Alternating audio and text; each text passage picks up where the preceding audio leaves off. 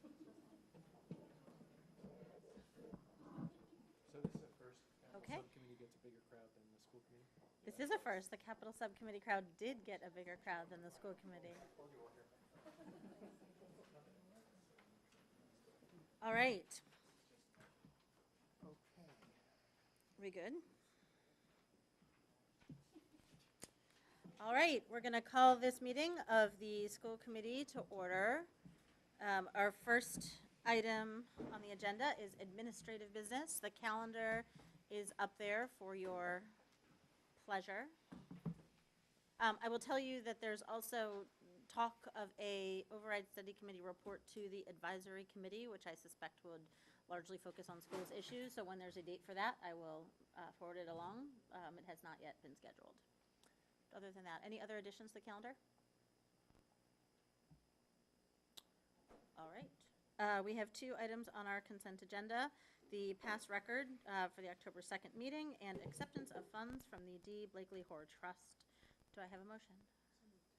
Thank you. Ms. Stone, second. Thank you, Ms. Charlepsky. All those in favor?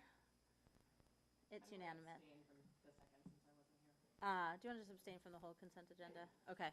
So we have 801, and Dr. Jackson is abstaining because she was not in attendance. Subcommittee reports, finance. Mr. Wait a Chang. minute. Oh, yes?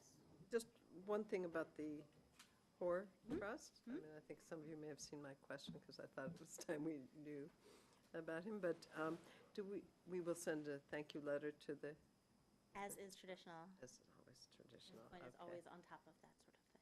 And how much, do we know even how much is in the principal? How we, I do not. that they send the interest every year, I think is the way it's set up. Yeah. Some years it's even better than others. But, And it is a substantial gift. right. Okay, thank you. All right, Mr. Chang? Finance subcommittee has not met since the last school committee, so nothing to report. We'll be meeting next Monday, October 20th at 8:30. Thank you. Capital improvements, Mr. Pollack.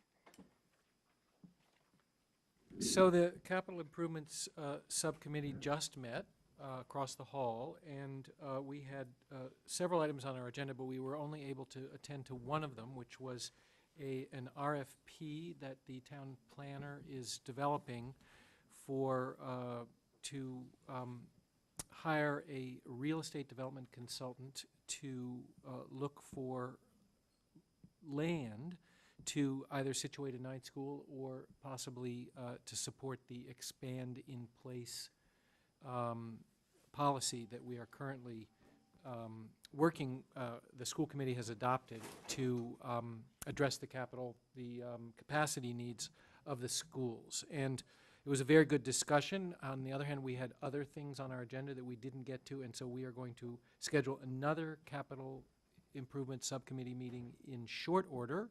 So stay tuned, but we'd like to do that within the next week, something like that. Depends on the availability of everybody. So we will reach out to everybody on schedule and work with the superintendent and get that on the schedule. Yes, Ms. Jackson. Dr. Jackson, excuse me. Thank you for all the formality. Can you just say what else was on the agenda that didn't get addressed and what will be addressed at the next meeting?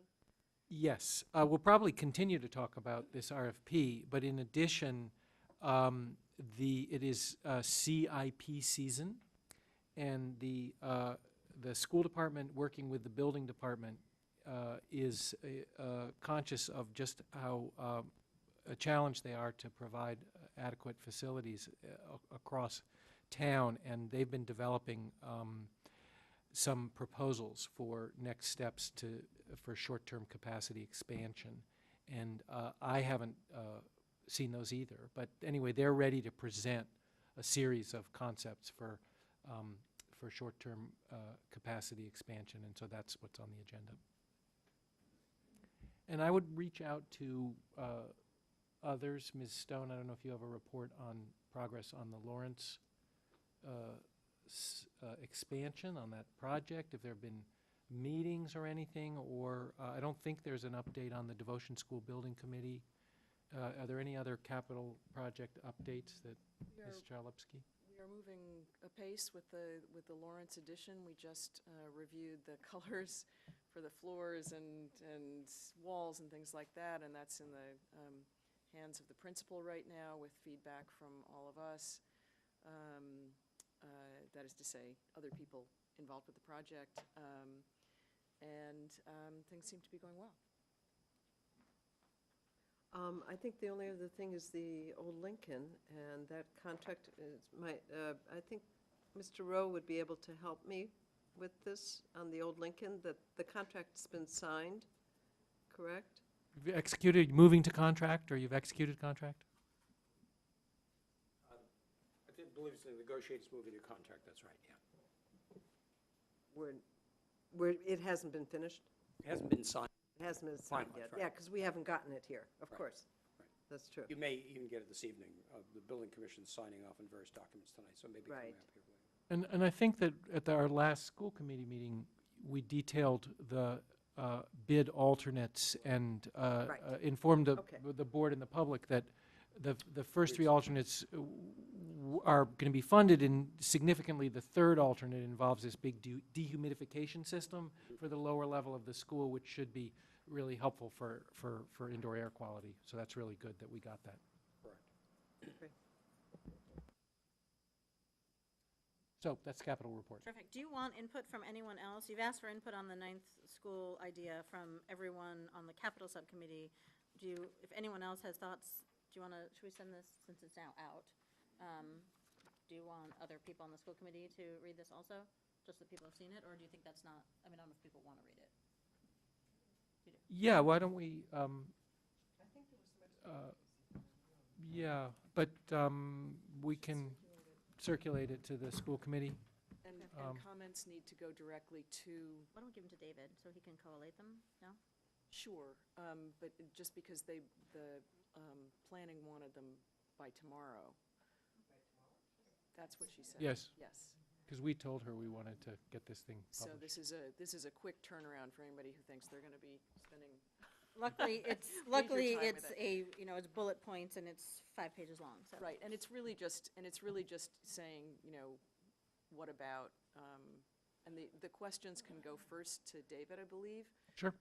because it may be a question that has come up already. If it's somebody who hasn't been on Capitol and hasn't been reviewing this, questions should go to David first and maybe permanently, and you can answer the ones that don't need to go forward to the planning department.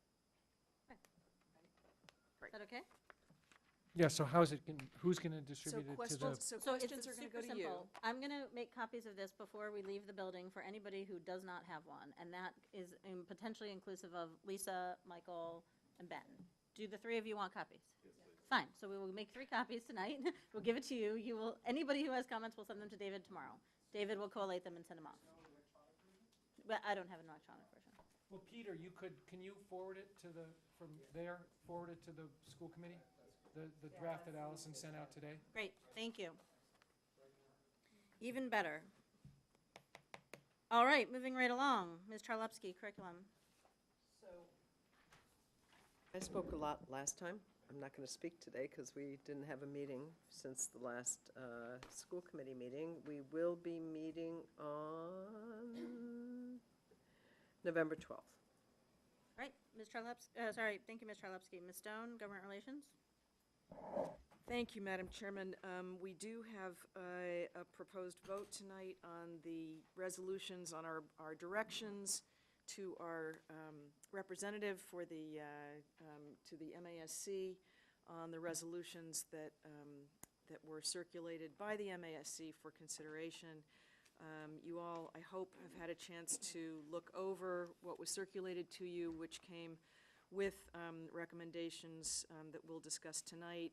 Obviously, we can discuss them, but we didn't want to spend time doing a first reading and a second reading. We thought we could just bring them here, and we had a good discussion with 4 members of the school committee of each of these resolutions, which were not the, we're not exactly lighting fires with these resolutions this year, but there were a few interesting conversations. So, without further ado, resolution number 1 is greater transparency, is titled "The Greater Transparency and Accountability for Out-of-District Placement Costs It's on a subject that is certainly near and dear to this committee's heart, which is the cost of private placements for special needs students. But this resolution, which was submitted by the Framingham School Committee, takes has a very different take on those costs. It's basically responsive to recent news about for-profit private special education schools, where there's been some question about where those profits are going and whether or not public dollars should be a part of it. The subcommittee found the language unnecessarily vague and difficult to discern the impetus or the core objective, even though we understood what it was basically talking about. And what I gave you was recommendations for amending it that our small group came up with that have already been proposed to the Framingham School Committee and to the MASC. I've not heard back from Framingham, but we did hear informally from, actually I heard formally from Glenn in an email, Glenn Kuchar, the president of the MASC, who said that he was very favorably inclined, and that what they would do if Framingham is okay with it is simply put our changes as an amendment on everybody's chair for the vote. And so essentially what MASC has told us is that these changes will be recommended. And so I think it is safe to urge a yes vote on this if in fact that amendment shows up and it is, if it proceeds that way. I'll move it. Do we want to take a separate vote on each of these, or do we want to vote them all Yes. at the end? Okay, so moved by Ms. Charlupski, second by Ms. Scotto. Is there any question or discussion? Great, all those in favor? That's unanimous, thank you. On to, I think people should, just one piece of discussion, read the Salem News it's a very interesting article. piece. It's Yeah. a very interesting piece. Very interesting piece, and I gave you all the link to that article. Resolution number 2 is universal quality pre-kindergarten access in Massachusetts, also sponsored by the Framingham School Committee.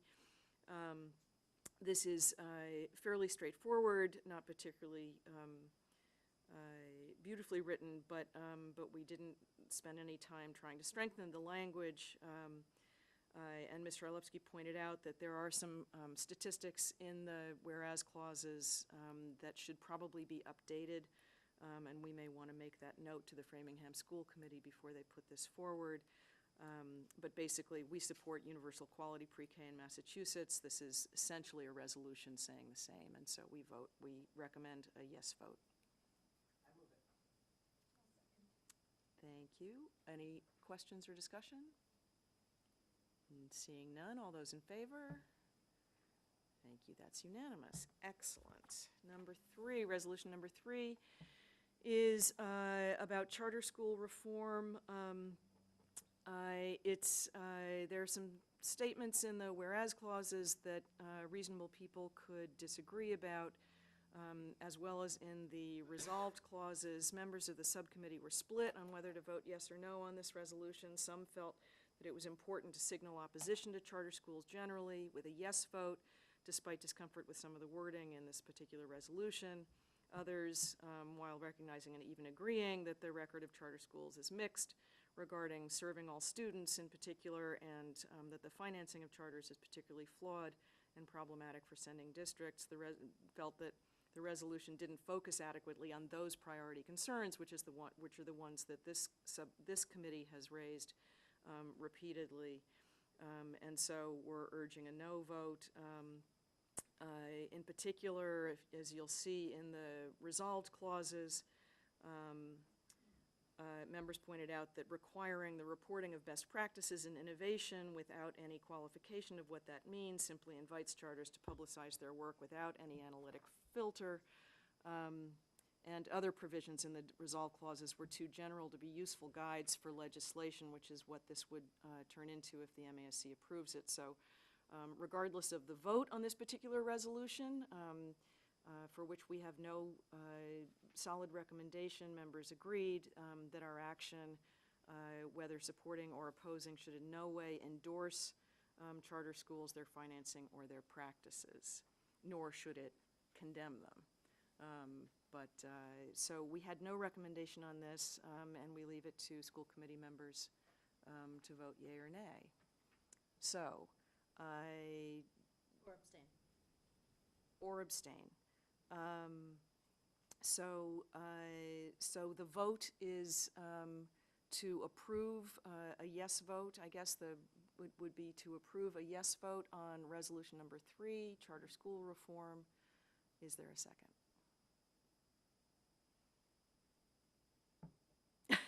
Okay, well, we got a second. That's one good sign. Thank you, Ms. Scotto. Are there any questions or comments? Okay, seeing none.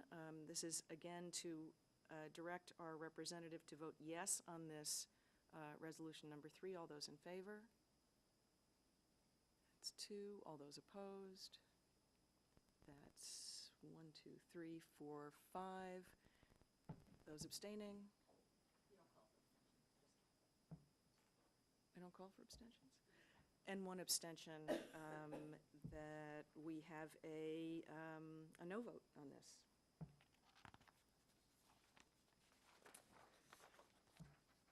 Resolution number 4, fingerprinting. This was submitted by the MASC Resolutions Committee. As with the resolutions from that committee and from the MASC Board of Directors, they were submitted to us without explanation, which made it a little bit more difficult to discuss them. The subcommittee was sympathetic to some of the underlying issues that were highlighted by this resolution and its requested legislation, but the school committee has addressed the new law in a policy relatively recently, and this is a topic of collective bargaining, so we recommend that Brookline abstain on this vote at MASC. So the motion on the table is to abstain when it comes up at MASC. Is there a second?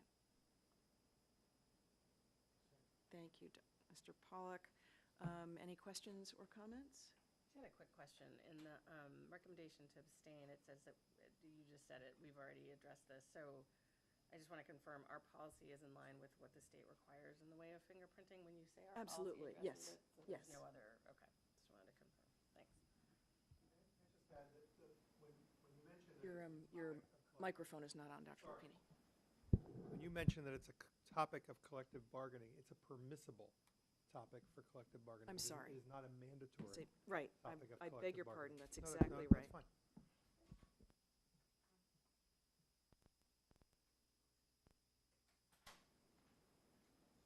Thank you for that change. That should be in our recommendation. Yes, Mr. Lepsky. So I'm curious, did MASS have this as one of their legislative issues? No. No, okay.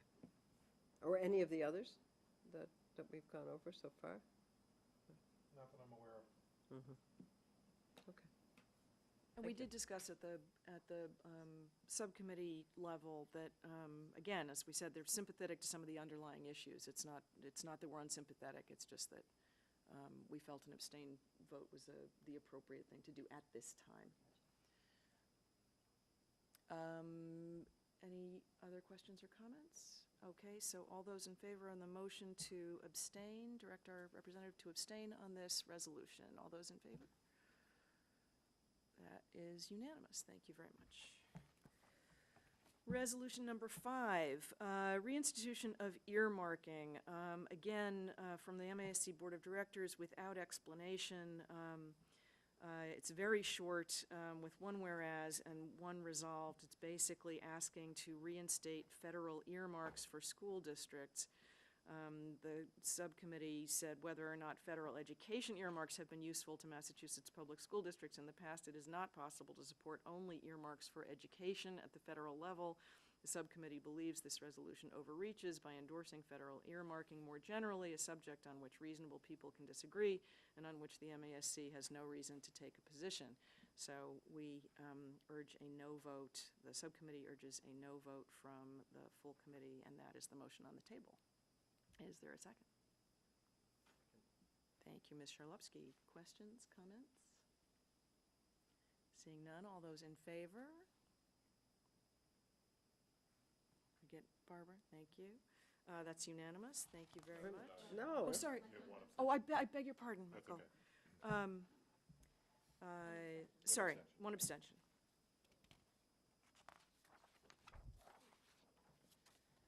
Because you're on my deaf ear. Resolution number 6 on unfunded mandates and new testing, submitted by several of our fellow school committees. Again, you'll note in the resolved clause, there's some redlined, but we have not actually offered this as an amendment formally. If, in fact, the school committee wishes to go with this motion, which is a no vote unless it is amended to remove that language, that would become part of the directive to our representative, and she could determine the best way to move that item or not to. Essentially, this school committee has been asking our legislators for mandate relief for some time. We've endorsed previous MASC legislation to acknowledge the cost to local districts of any new mandated initiative. But this resolution speaks specifically to delegitimizing the new park testing system, or presumably any other assessment system, by lumping it with other mandate relief. And the resolve clause suggests that the state board and/or legislature cannot legitimately move forward with any future policy change, even in response to legitimate concerns or federal mandates, for example. We didn't believe at the subcommittee level that this was a reasonable restriction, and would move support of Resolution 6 only if it's amended to remove the language that makes it specifically to new tests and other initiatives having to do with student assessment. So that was our recommendation. Again, mandate relief being a topic near and dear to our heart, but this is essentially about the park system and not about mandates generally. So the recommendation to the school committee is a no vote unless amended to remove the language, quote unquote, including new tests and other initiatives. Is there a second? Can I have a second, please? Thank you. Ms. Cox, any questions, comments? What if you just want to vote no, period? What do you vote here? As in, the question is no unless a certain language is changed. What if you just want to vote no? I believe you can ask to put an amendment on the table to vote no rather than the motion that's there. We would take that up first. Because if you got an absolute no vote, then there would be no room for the no vote with the amendment. So you can move to amend the motion simply to be a direction to vote no. Yeah, and I don't want to prolong the process necessarily, but You already have, go for I it. know. My only concern, May as well make it good at this point. I was going to say, my only concern is that just the breadth and the vagueness of the language, and that's why it's not necessarily a suggestion that I support mandates. I just find the language almost unworkable in terms of how vague it is. So I don't really feel comfortable supporting it. I could also abstain, so maybe perhaps I'll just do that. I think it would be, others may entertain that, was certainly a subject of conversation at the subcommittee level. Is there a second for a motion to turn this into a no vote? Can we hear what Lisa I have a said? different proposal. Or I beg your amendment, pardon? I guess, based on- Okay, We're still in discussion, right? of the we're still in main That's discussion right, of the main okay. motion, right? motion. Okay. So I guess I was, to Michael's point, I was also trying to rework this language a little bit because it was, and maybe it's not worth the trouble, and maybe a no vote is easier. I hadn't thought of that.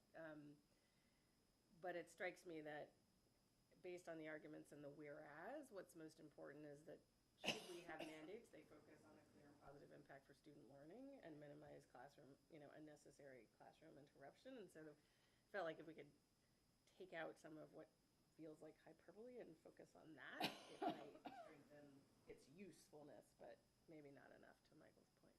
So that was all. That's certainly consistent with the conversation we had at the subcommittee. I think what we decided at subcommittee was that it had been submitted by so many other school committees that it would be almost impossible to work that kind of language change through all of them. as opposed to having a single school committee that you can go to and make a suggestion. So that's why we didn't do that. So depending on where we are in the conversation, I would second the no. Okay, so we have a motion to amend the main motion by making it simply a no vote on this resolution. We have a second.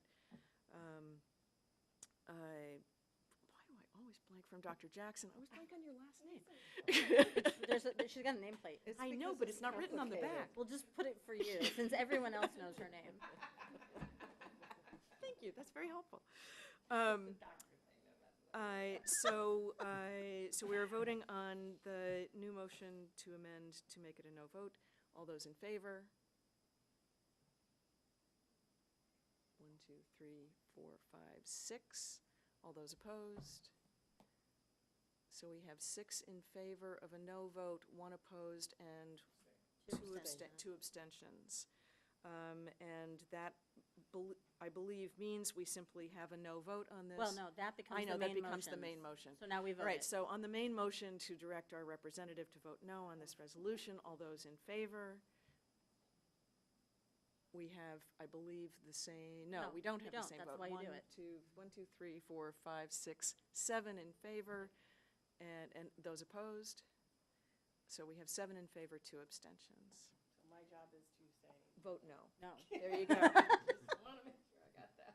That is a You no don't have to vote. worry, because you'll be drowned out by the rest who are Yeah. voting yes. Yes, you will be stampeded by other school committee I mean, members the only other, tackling you immediately before the vote. and everybody will be very disappointed that Brookline isn't putting in a substitute amendment. Yes, well, we've already done that on one. Can you tell them we're a little hit our busy right limit. now? Ladies and gentlemen, we still have one more resolution on the assessment system in Massachusetts. This, the subcommittee found it, again, by the MASC Board of Directors, again, without explanation. Subcommittee found the use of the word evaluation in the first whereas clause very confusing because we tend to equate that with educator evaluation and not with student assessment. But we do understand this resolution to be another critique of Park and not related to educator evaluation in any way, shape, or form. So because the future of student assessment aligned with the Common Core is in flux, the subcommittee agreed it would be beneficial for the process to include school committee members and teachers in a robust review of the options being considered, and so we recommend a yes vote on this fairly straightforward resolution. That is the motion on the table. Is there a second? Thank you, Ms. Cox. Questions or comments?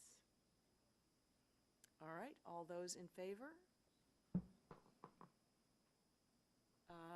1, 2, 3, 4, 5, 6, 7, 8 in favor. All those opposed? 1 opposed. I think we have a yes vote. The proposal to amend the MASC bylaws is not something the school committee really needs to take a position on, so the recommendation to the school committee was simply to allow our delegate to use her discretion if this comes up for a formal vote, which it may or may not. I'm not actually sure what their process is. So why don't we, just for the sake of having it in the record, I move to direct our delegate to use her discretion in voting on any proposals to amend the MASC bylaws. Is there a second? Second. Second, Ms. Charlevsky, thank you. Any comments or questions? Seeing none, all those in favor? That, I believe, is unanimous this time. Thank you all, and thank you to those of you who came to this discussion. It was very helpful. Thank you, Ms. Stone, for shepherding us through. Yet again, thank you, Dr. Jackson, for that which you are about to embark on. We salute you, or something. Negotiations, Ms. Stone. Can you turn your microphone on? Microphone? Thank you. Thank you, Madam Chairman. We are in the process of finding new dates to continue our negotiations with all of our current collective bargaining units. Thank you. Policy review, Ms. Cox. Policy Review Subcommittee met on October 8th. You'll recall at our last general school committee meeting that we adopted an interim policy for conduct and discipline in response to new state regulations. And we are now in the process of drafting a new, more permanent conduct and discipline policy, and we have good momentum on that. So we have scheduled a meeting, a new meeting on the calendar for October 29th at 8:30 a.m. All right. Additional liaisons and updates? Ms. Charlevsky, then Ms. Gatto. Okay, so I have 3 short ones. I was at the board, the advisory committee meeting for the Council for the Department of Early Education and Care, and I just want to let people know that there's a new chair of that board, and it's Brookline resident, Jay Gonzalez is the new chair, and he's a very, I was really impressed with him at the meeting and his enthusiasm. He doesn't have a lot of knowledge about early childhood except for his positive experiences in the Brookline Public Schools, which he talked about at the meeting. And, but I think he's got a very clear vision of trying to look at the bigger picture and not just rate increases or capacity, but how do we move the whole field forward in ways. And so I was really very, very pleased, actually, at that meeting. Well, and if I may, Ms. Charlevsky, I think it'll be tremendous to have him, given his understanding of the state finances as we move forward with an agenda on early education in Massachusetts. I think he's a terrific person to have at the helm there, because it'll really help the early education and care come forward with much more solid recommendations from that standpoint, so that's great. Absolutely. And what was interesting, too, is they were very interested in getting feedback from the advisory council about things. It was much more of a dialogue than a soliloquy or monologue from the other way around. Second piece, I just got an email today from EDCO about the vote that we took on the capital budget for EDCO, and Concord Carlisle, I think it was, correct me if I'm wrong, Dr. Lupini, one of the other school committees wanted to amend that to a 2/3 vote for budget surplus going into the capital fund for EDCO. We had voted a majority vote of the voting districts. So actually, I should probably get a sense of the committee as to what, because we will take this up at the next EDCO meeting, and I'll need to vote it. My sense is that a 2/3 vote would be the right way to go, but I'm willing to listen to whatever people have to say. Is that a bylaw question or something? Well, it's a question of what do you do with the money if you have more money than 25% of your budget. The state laws do not allow you to keep more than 25% of your budget in a revolving account, so to speak, as a collaborative. It was done because of some of the issues with collaboratives not using monies, what's the word I want to use, appropriately? Okay. I think, in thinking about it, I think it's probably a good idea to go to a 2/3 vote. That way it's much more fair. I mean, the other possibilities for the monies to come back to the districts. That's sort of the way it's set up right now. This is part of the Articles of Agreement. Actually, I think it's part of the decision. I can't remember now if it's the articles. I know, I don't remember, but I can look real quickly if you want me to look. It's either the Articles of Agreement or the second vote we took on the capital budget. And right now, I do not remember. Is there some reason we would not want the money to come back to the districts? Well, there is a need for EDCO to have, they don't have funding like we do. They don't have a capital CIP. They can't raise money from districts, so to speak. If there's needs for upgrades in technology, if there's needs for, any kind of building type of upgrades, equipment. So what are you, I'm sorry, I'm a little confused. What are you asking? I think- Do you want a sense of the committee as to whether 2/3 is appropriate? Yeah, And then you need to go vote on this. right. Okay. And this would be a change in the articles, is this an I'm gonna amendment to tell the you in Articles of just one Agreement? Is that what's second. being proposed? Like, it would be a change in the Articles of Agreement so that a 2/3 vote was required in order to retain those funds and put them into a capital fund or something like that. Is that what the issue is? Instead of a majority? And do we think Here, it's yeah, good it for is it to the be a Articles- 2/3 vote? Okay, to amend the EDCO's Articles of Agreement, Article 8, Section E, 4D, changing the approval requirement for a capital assessment. A capital assessment, excuse me. I was incorrect in what I was saying. That they could assess us for capital improvements from a simple majority to a 2/3 vote. They could. The EDCO, the collaborative, I mean, if, So my sense is, there are some people who are thinking yes. Is there anyone who's thinking no? Yes, it's a good idea to raise this from a majority to 2/3. If the only choice we have is simple majority or 2/3, then Well, is that the only choice we have? we don't have a choice of saying we don't think that districts should be assessed for capital improvements for EDCO.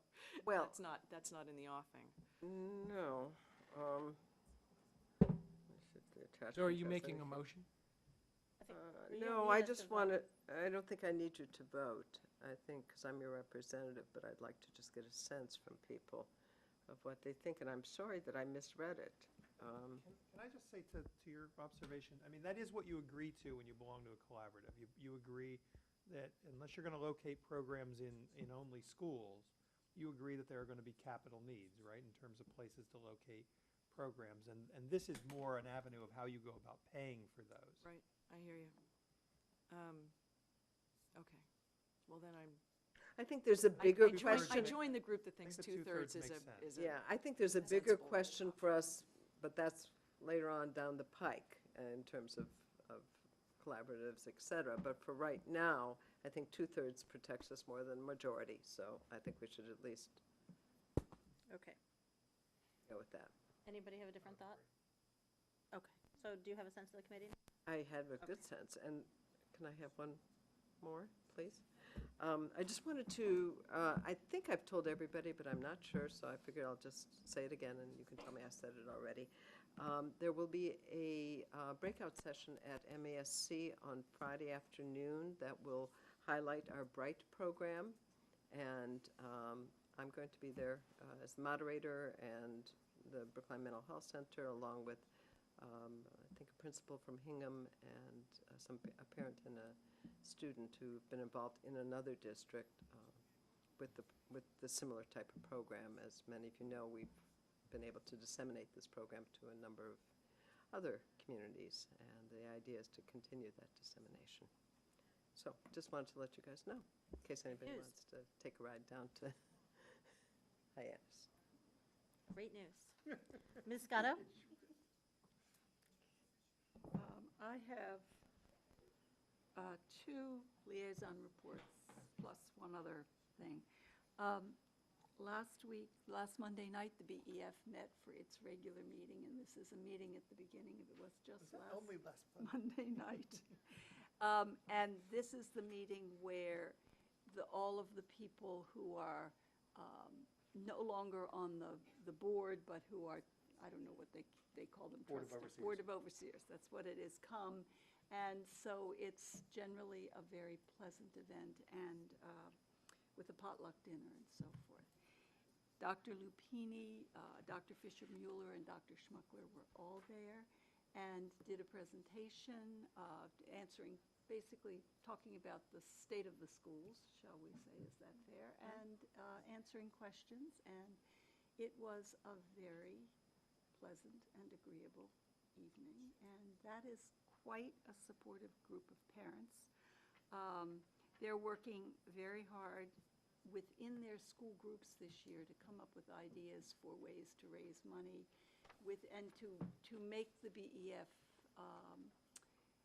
something that everybody in the school knows about. So the groups, these small groups meet each time.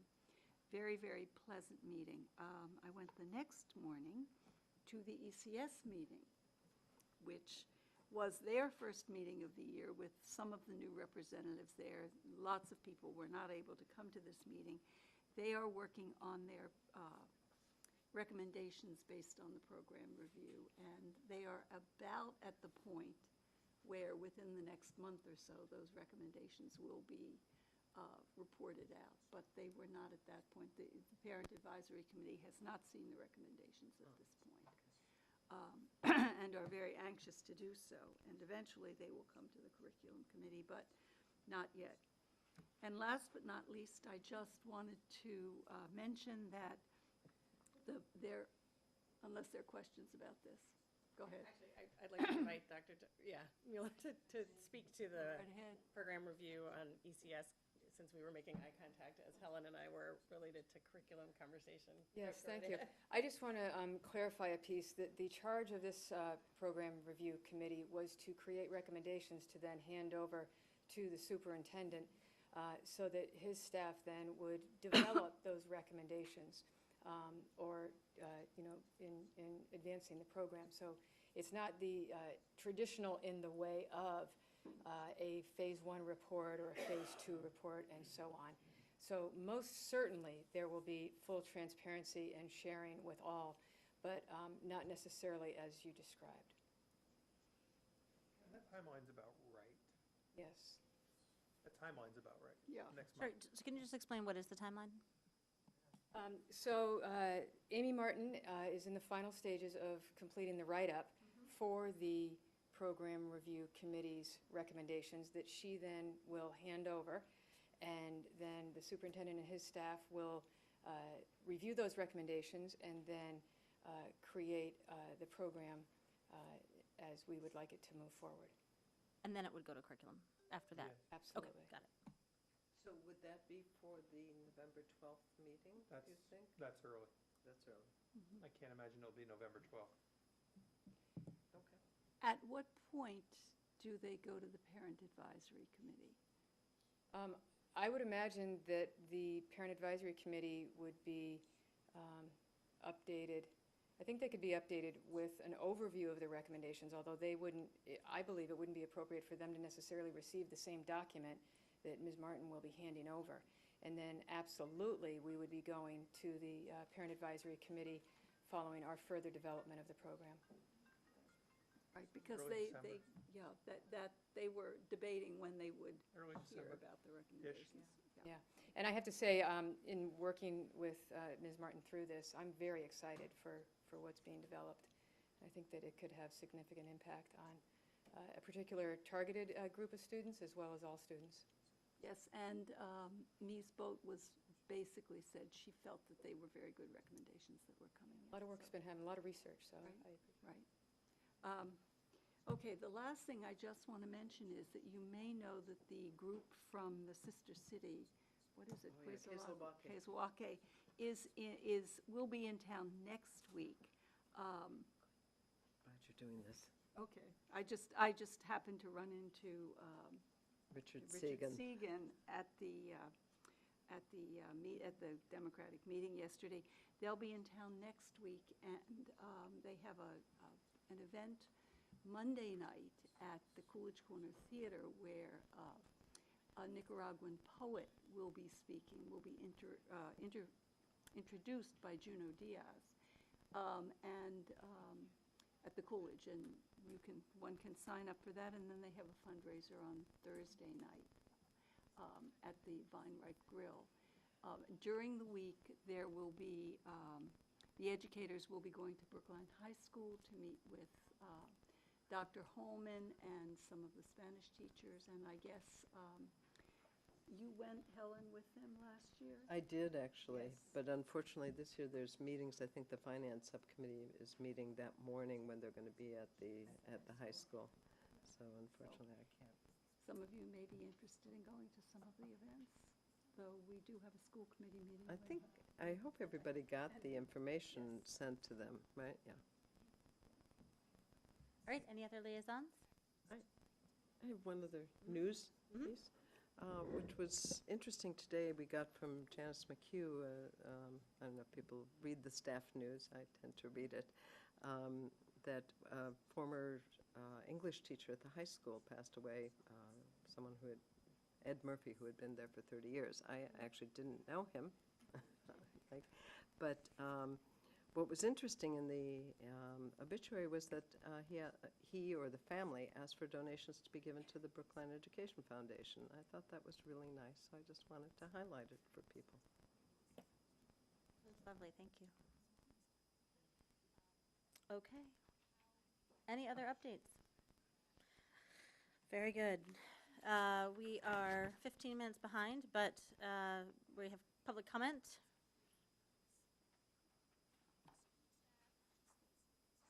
Is there anyone here who wishes to make public comment? All right, seeing none. Are we just caught up? We're still 45 seconds. Ethan, student report. Hi. We're so excited. Thank you. Mr. Khan. Last week or a month ago, I talked about the class change freeze ended, and so now kids can change their classes. And some kids have changed their classes, some kids have decided not to.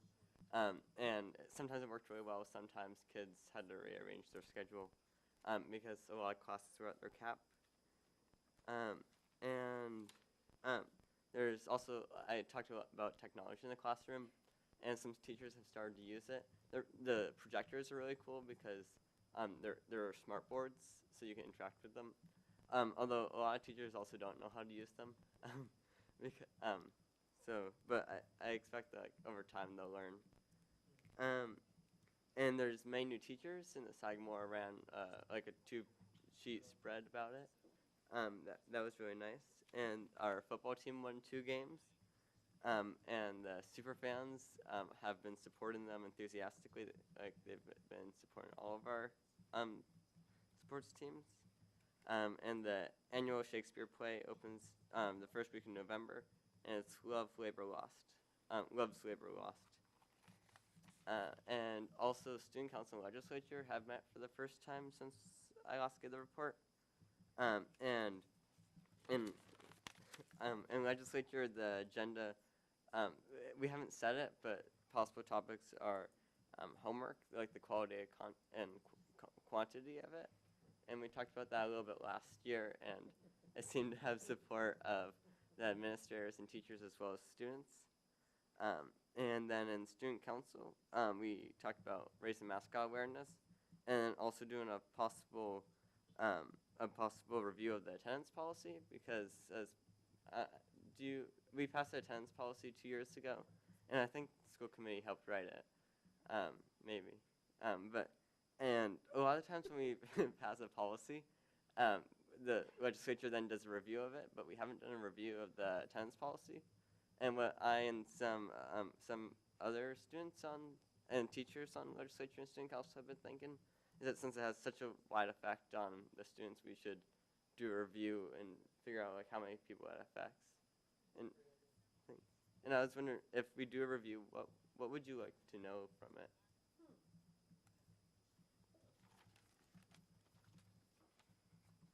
Ms. Orlovsky? Oh, why don't you let Ms. Cox go first? Oh, Ms. Cox? I guess I would be curious how many students need to apply for exceptions from the limit. How many kids is that affecting? And maybe to follow up on that, what those exceptions are for, you know, whether it's health or trips or. I'm sure I'm going to misremember, but when we discussed this at school committee, when Ms. Holman came and presented it to us, we had a long talk about the unintended consequences of both encouraging students to go beyond the borders of the school and to have experiences that would take them off campus, and seeing those as enriching to their overall education, and then simultaneously having an attendance policy that would essentially punish them. for doing what we had then encouraged them to do. And so I don't know what question you ask to get at whether or not that's a problem with the implementation of the policy, but that was the point that I was the most interested in, is that we were sending different messages. And so if that has not in fact been a conflict, then great, but it would be interesting to know. And it's to what you all were just asking about, is what the exceptions were asked for, and whether or not, in particular, the things that we encourage students to do off campus have resulted in them having to ask for exceptions to the attendance policy. I can't remember. I remember the conversation with the headmaster. I can't remember if we provided an opportunity for the headmaster to evaluate, or on a case-by-case basis, if a student feels this is a hardship, and relative to the objective of the school committee, what we want them to get out of something like this. I can't quite remember if there was such a provision. So there's two things here. First of all, these are guidelines or procedures that operate within your policy. So you didn't provide specifics in terms of these procedures. They were developed within sort of the umbrella of your policy. And I seem to remember that the headmaster does have that authority. But you might want to know, how often has the headmaster had to exercise that authority? Something like that. Abby, to follow up.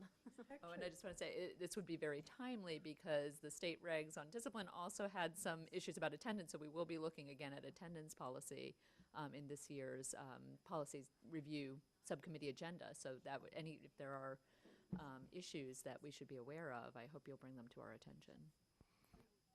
And this may be beyond the scope of what you're doing, so that's fine, but what would be interesting to know is what was attendance like before the policy, and what is it like today? Do we have numbers as to, has it improved attendance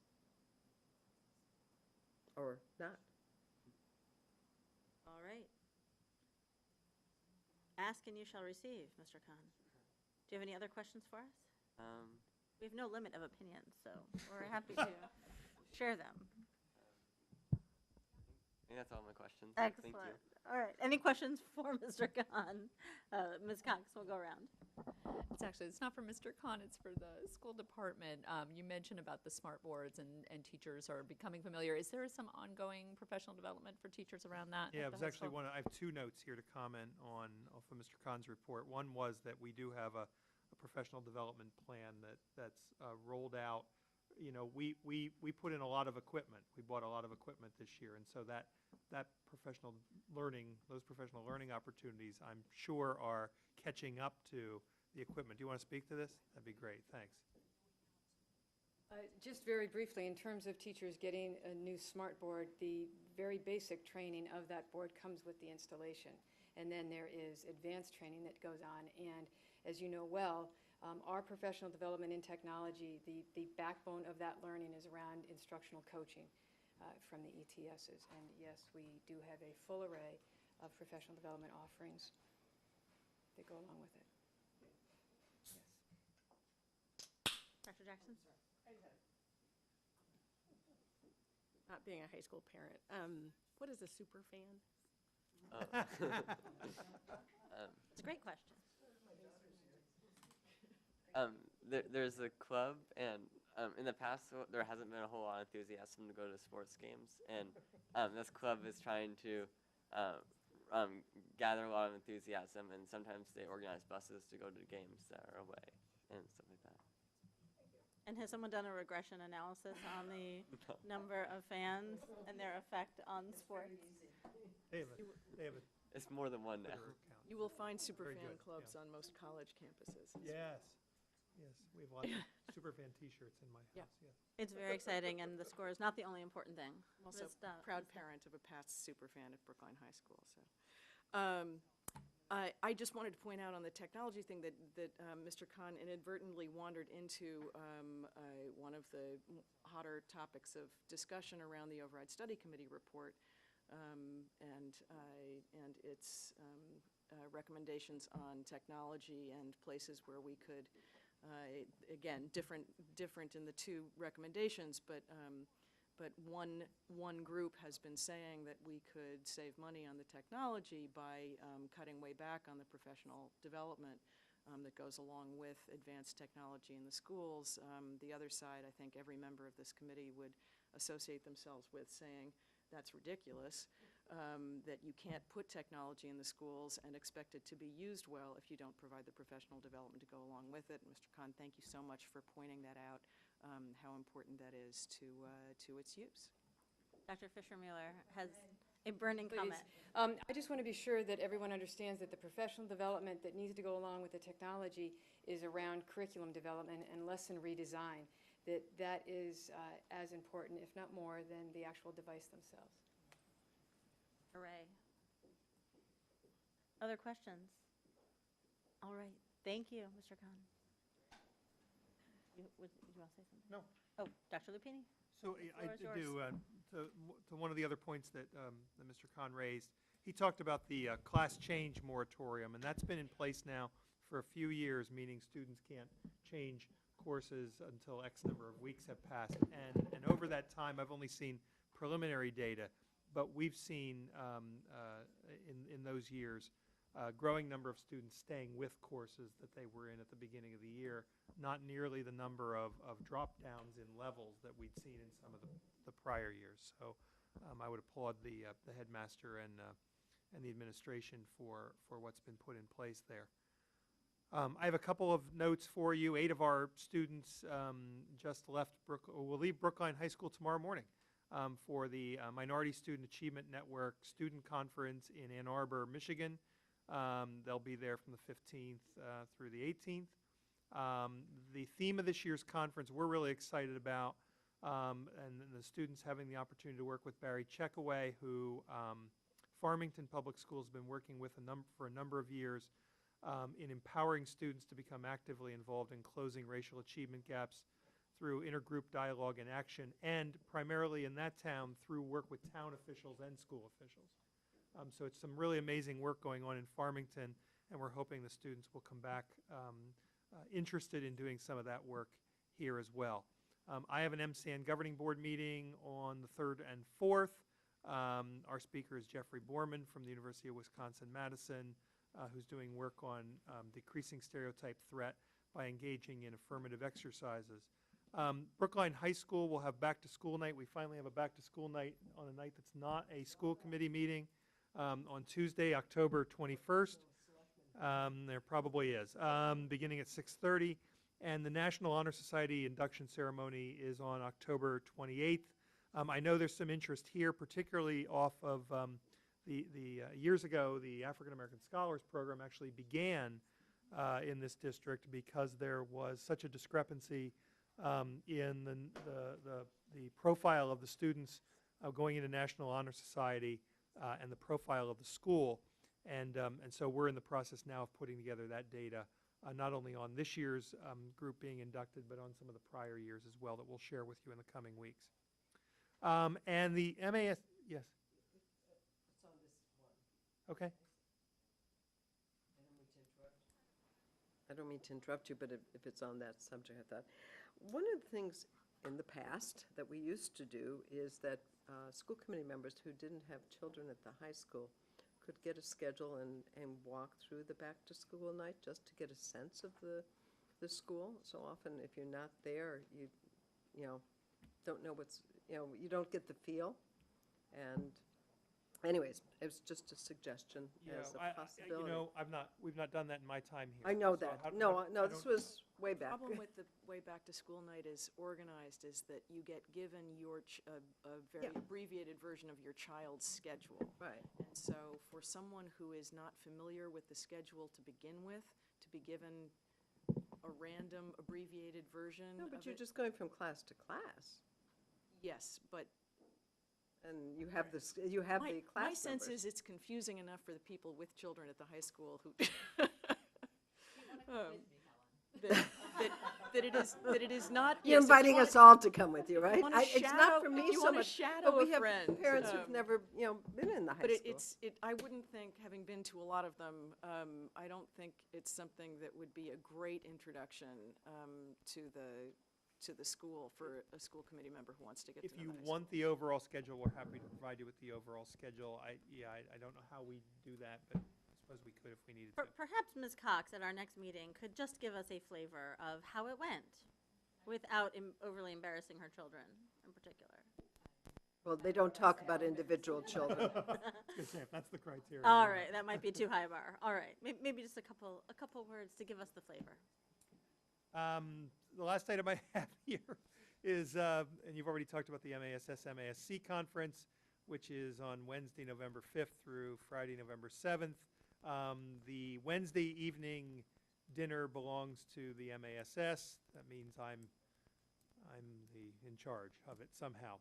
And the great part about that is that because I'll sort of run that dinner, 25 members of our Camerata will be able to come and perform that evening. And so they will be there for the beginning part of the dinner and will perform for all of those in attendance. Kenny Kozol, our coordinator of performing arts, and Mike Driscoll, the director of Camerata, have really worked hard to make arrangements. I should also say Jennifer Handy from MASC has really worked hard to make sure the kids are accommodated and they get a dinner before they leave to come back home and all those kinds of things. And I particularly appreciate them making arrangements for our students to be able to do that. They're very excited about it. That's my report. Thanks. Questions for the superintendent? I had one quick question, So I which will be is, there Wednesday through Friday as well. I had one quick question about the MSAN student report back on working with town and school officials. I'm wondering if it's worth either you're having a conversation with the town administrator or someone to ask if they should be doing a presentation for the Board of Selectmen as well as a presentation for us. So we've already had a brief conversation about what they would be doing at this conference and about what that might lead to. I know he's interested. I know he's spoken with Mr. Gelino also about Lloyd's interest in hearing from the students. And so I'll. Is it diversity coordinator? Is that the title? I think he's our interim chief. He's not interim. Oh, he's not interim anymore? Not interim anymore. I was, that's right. Thank you. Not So, interim any longer. so what's his title? We should get his title. Yeah. Anyway. And Chief Diversity Officer and also something. do you know Dr. Allen? His title is. But anyway. I know that Mel Kleckner's spoken with him. We'll be meeting with the students when they return and then setting up the next steps, which will certainly include interaction with them as well. Terrific. Great. All right. Any other questions? Dr. Allen, our FY15 hiring profile. So let me just say, so this is the third consecutive year that Dr. Allen has come before you to talk about not only the teachers that have been hired over the last year, leading into this year, but also some of the strategies that we've employed in trying to make sure that we can increase the diversity of our teaching force. Some of those strategies, as we've discussed before, are long-term strategies. Our Today's Students, Tomorrow's Teachers initiative, as an example. But we're always pleased to be able to do this. And Dr. Allen, I just want to say here publicly how much I appreciate your efforts in working with principals and coordinators who do the actual hiring to really push them to think more creatively about their hiring processes, which leads to some of the changes that we've seen over the last 3 years in these numbers. To briefly frame what you should expect for this presentation. So it's going to be quick, and there's going to be a lot of information. But in general, you should expect an overview of terminology that we use to describe ethnicity and race and diversity, inclusion. You should expect about the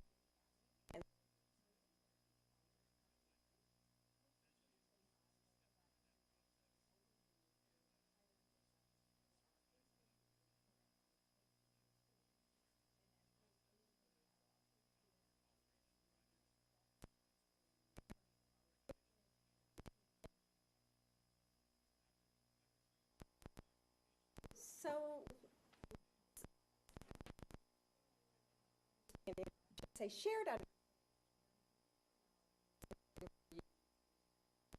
are working forward.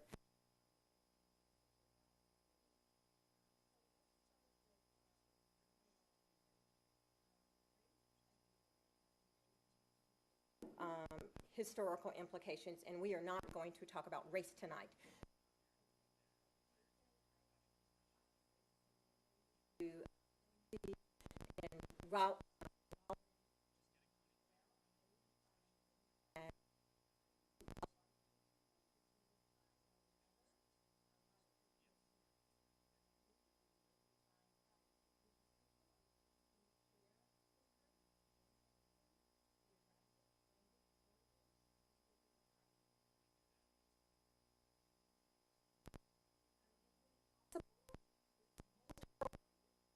to use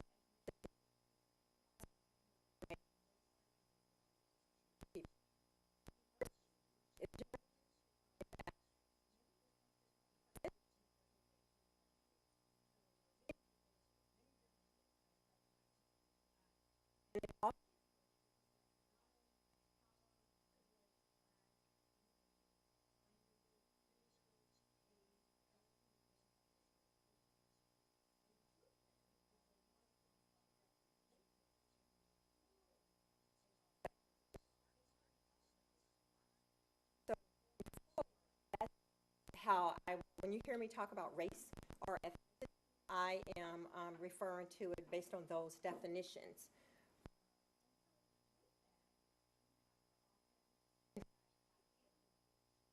Information regarding race/color. That is the way the Equal Employment Opportunity Commission, along with the Office of Civil Rights, that's what they ask us for, and those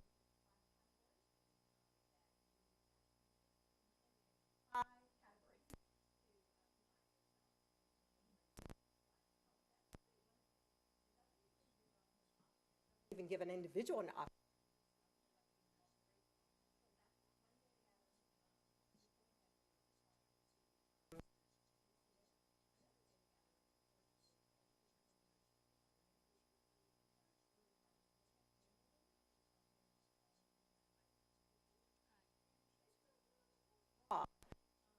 There are 6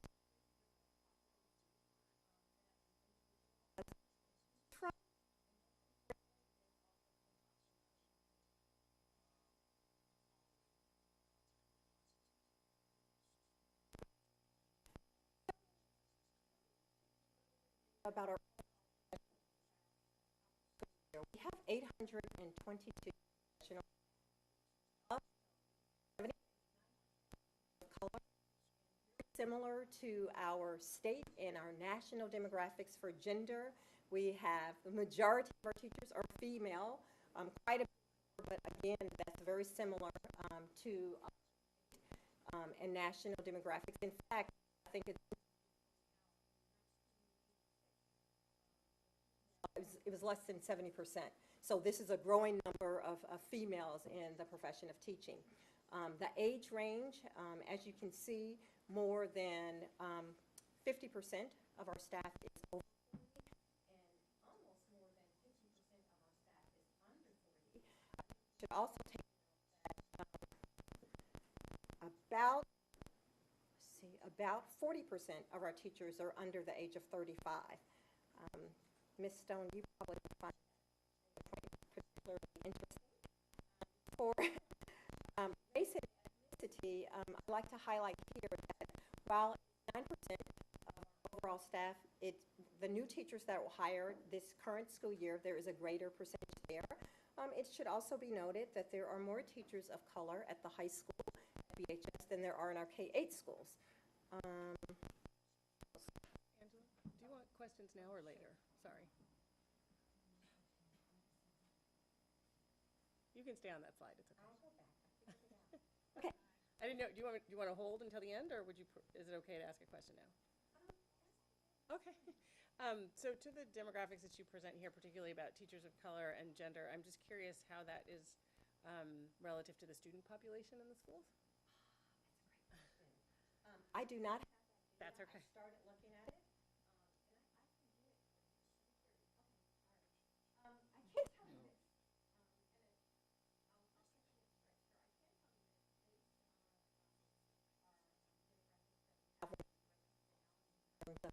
groups or racial groups. The teachers that we hired this year are more reflective of our students. They have that. Our Asian students are the highest students of color, followed by our, I believe it's Latino, and then Black. That's what our hiring profile looks like. So if I understood your question, students of color represent more than 40% of the students in this district. I believe it's closer to 45% today. I can't tell you what the gender breakdown is, although it's not 81-19. That much I know. Yeah. Ms. Gata? I think the age range is interesting because the 36 to 39 age range, there's a dip there. Do you have any idea why that occurs? Were we simply hiring fewer people at that time, so there's more in the 40 range and then it picked up? Are people leaving after a certain number of years? And So I'm not exactly sure why that is. What I can tell you is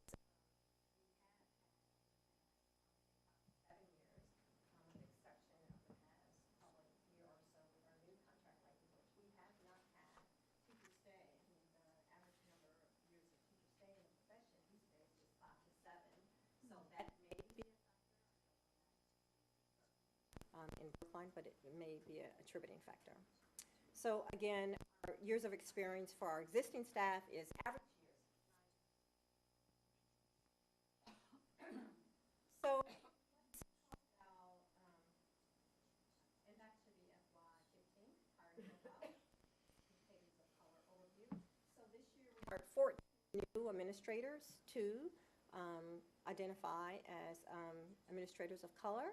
And I think in this group, what's really, really interesting is, and exciting, I think, of the 14 new administrators, 5 were existing teachers in Brookline. Actually, back to us as an administrator. So there's something about our building capacity that's very promising, I think, for teachers in Brookline.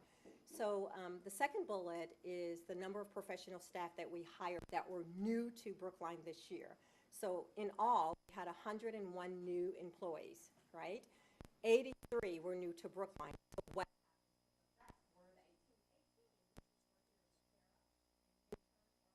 So again, once you get your face,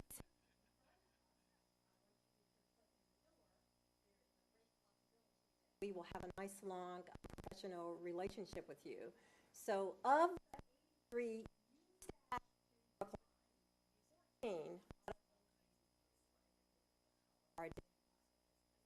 17. Last, what our demographics look like for that number, the next slide, for the last 2 years. So of our professional staff that was hired, 16%, and then previous.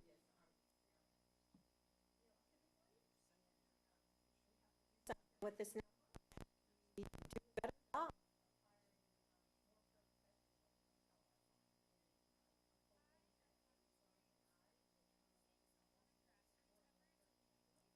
Who will like teachers, have our eye on a couple of people. So let's go a little bit deeper and talk about these 83. So again, there are 14 identified color, and we have 8 for female and 16 for the age range. We have a lot of folks between 23 and 29, and you can see what the age demographics are throughout that bullet. And 3 years is the average years of experience for this group. 3 years of experience as a teacher somewhere. 3 years experience. That they're bringing to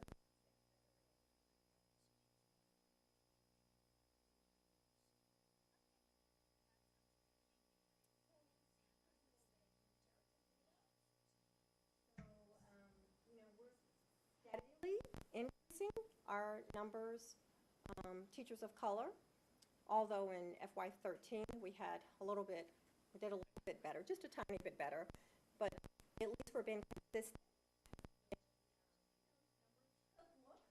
Alarming, concerning, and they should be if we, would like to see these numbers more reflective of our student demographics. However, it's important to point out that in the state, only 8.4% of our teachers identify as teachers of color. And again, when you look at our national percentage of teachers of color, that number is even less. I believe that's 7% teachers in the country identify as Black, and I want to say less than 3% identify as Asian, and less than 5% identify as Latina or Hispanic.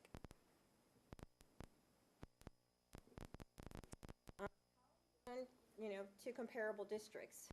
There's some districts that are really not quite compared to, say, in general.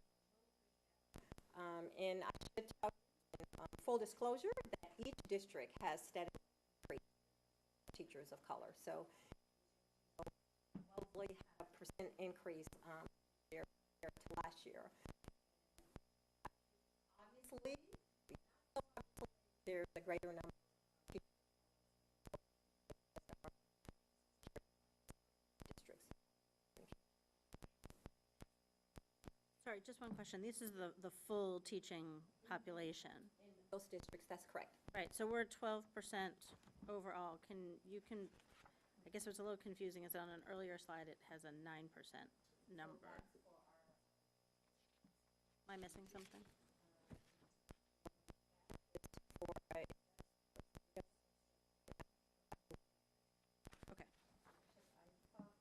For our new might. No, slide 3. Okay. Regardless, it looks like our new teachers are significantly more than our overall staff, which is terrific. We're working with our new. Terrific. That's very important in my mind. Yes. Do you have any sense of, if you look at the local schools of education, Leslie, Simmons, Boston College, what percentage of their students graduating with master's degrees are students of color? So, do I have any sense? So, could I say sense? Yes. I have relevant data points. I can tell you that I recently went to Boston University to speak to about 300 graduating students in education, and there were 3 people of color. I and the other 5 HR people were all over. And so I think those numbers in universities, I'm not certain of this, are more reflective of what our national demographics are. In fact, I could probably say pretty confidently that they have the same challenges that we have. You'll hear me talk about, I'll just talk about it a little bit now. So as you know, one of our recruitment efforts is today's students, tomorrow's teachers. And I'm very excited that we have a group of 5 seniors who we are working to get placed in college. 5 years ago, that seemed like a very long time ago, but in 4 years, they may be coming back to us. So these students are very much highly recruited. We have Leslie, it is my understanding, contacting TSTT and saying, where are our students? You promised us these students. So the recruiting pipeline works both ways, recruiting into the colleges and recruiting from colleges. So I think they have the same challenge that school districts have. So it might be, though, fair to say that given the applicant pool, we are doing not wonderfully, but reasonably well, given the number of graduates. I would say that it is reasonable to say that we are doing well, given the number of graduates. So I don't have it in front of me, but thank you for the great lead. Oscar Lorero ran an analysis for us a number of years ago that showed when you adjusted all of this for the pool available, that we actually had, I think it was the 3rd or 4th best profile in the Commonwealth, right? So it was an adjustment of available teachers and then the employment patterns of districts. And even at that, we weren't satisfied with those numbers and have sought to increase it over the last number of years. As you said, though, many of these districts are increasing numbers, which, by slight amounts, which says that from somewhere, whether it's from out of state or from those colleges and universities or other means that they've created, the available pool must be expanding in some way, ever so slightly. Or the Well, right. are expanding. Dr. Jackson? What do we want it to be? Either for either of the indicators that were. So, you know, I won't speak for the district, but I would suggest that we want it to steadily increase to be more reflective. The state has, I think, and I've been told, they have a reasonable target. Boston, as I've been told, has a very unrealistic target. In FY13, the state percentage was 7.1. For FY14, you saw our earliest slide that indicated it was 8.4, so there was an increase. The state is looking for 10.2% for FY18. I would imagine that if we were to state target, I think the state is reasonable. I would look at as proportions and maybe something similar to that.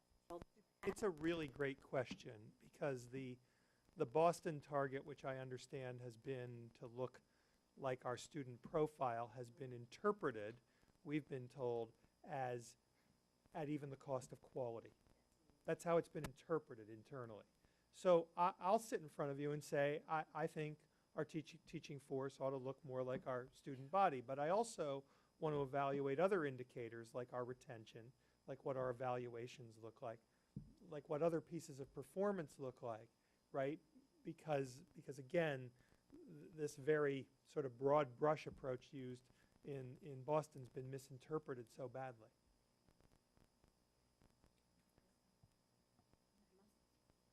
Thank you. So that's a great question. I have a sort of a parallel question, which is what data do we have on student performance that gives us a sense of what the objective is beyond just reflecting the student body? That is to say, do we have out of our TRIO data, do we have out of any other student data how students respond? I don't know whether TRIO looks at things like this. It looks at not TRIO? Tripod, sorry. Oh, tripod. Threes. How students respond, react, feel about having teachers of color in the classroom. Right. So we don't have that in terms of the tripod data that we have. Most of what we have right now is very anecdotal. You've heard some of it at Testimony at Override Study and at other places. There will be some ability as I'm going to do a nice lead into the next presentation. I mean, all of those data give us some additional indicators to look at some of the questions that you've just posed, the two of you just posed. Just a couple of things on this slide that I'd like to point out. So, challenge, and you should know there's a task force state level education that was formed in 2013 that's advocating for diversity in education, which I might attribute to some of the changes that we're seeing in some of the focus an effort to increase, the teachers. Some of the governors and a number of people at the Department of Education are working on that. Ms. Crosby, you asked about Ms. Scotto, the number at the universities. Well, I can tell you this fact, only 2% color. So that gives you a little, or 20% take teacher licensure. That itself, another issue, very similar standard. So, what are we doing? What can we continue to do to diversify our staff? There's some things we need to be intentional about what we're doing and make sure that everyone has a shared understanding of that, and we've articulated that. So some of the and continue to do is, you know, Bill alluded to this a little bit earlier, is we don't want, or we should, I'm sorry, each other. So we need to embrace that and say diversity is an indicator of excellence. And we're not going to change the quality of our teaching staff. I think it would be helpful.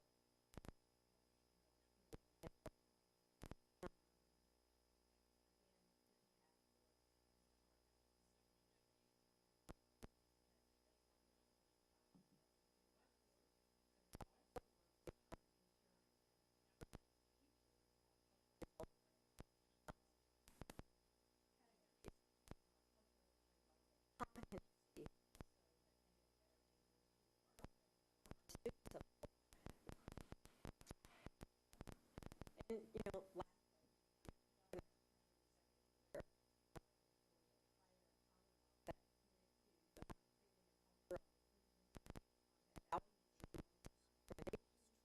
opportunity, all aspects of the activity. We're at diversity, individual, irregardless of identity, expression, religion, creed, ancestry, national origin, background.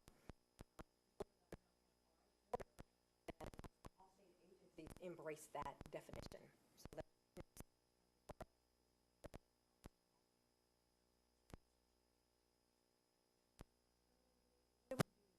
recruitment efforts. We, you know, need to continue to advertise broader and more publications in media, social media as well. You know,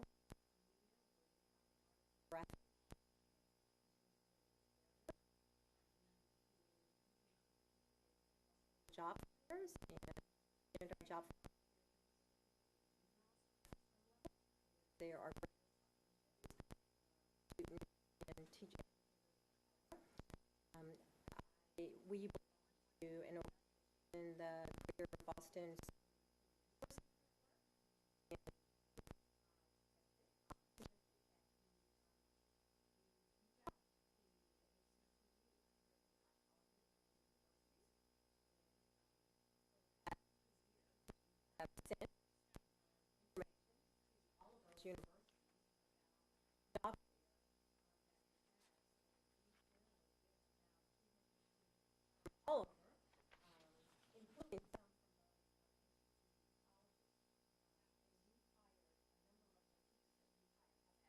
from that particular job fair that we participate in. And a little selfishly, I often think about what could we just Brookline do on our own with relation to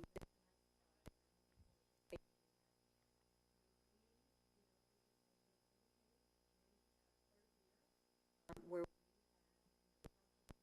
accountability.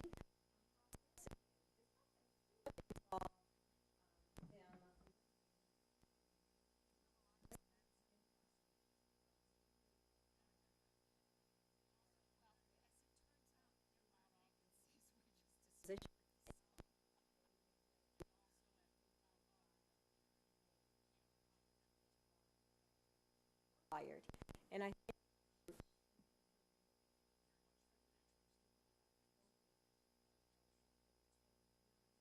think about it. What was it? That we can use it to make sure that these are the things to consider. I find it to be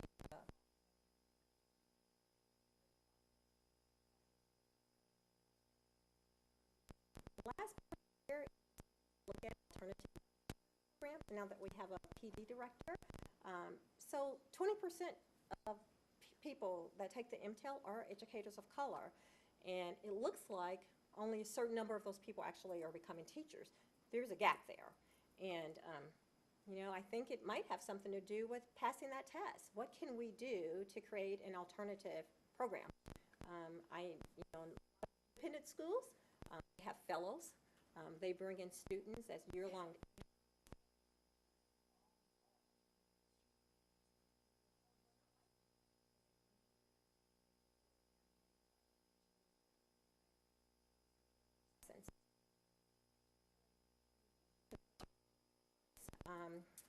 I guess the thing that excites me the most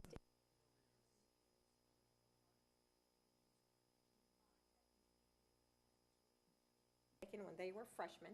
They are seniors, and it is my understanding from Mr. Cawthorn and Ms. Linton, that the guidance counselor, that all of these students are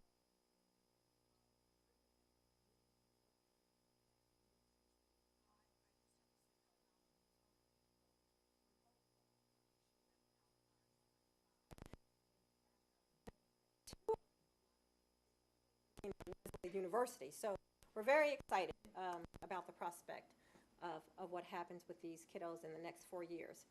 So we also need, yes, Bill? You just want to maybe mention what a TSTT college means, so that okay. everyone hears. Great. I know some are, but I'm not sure everyone is. Okay, so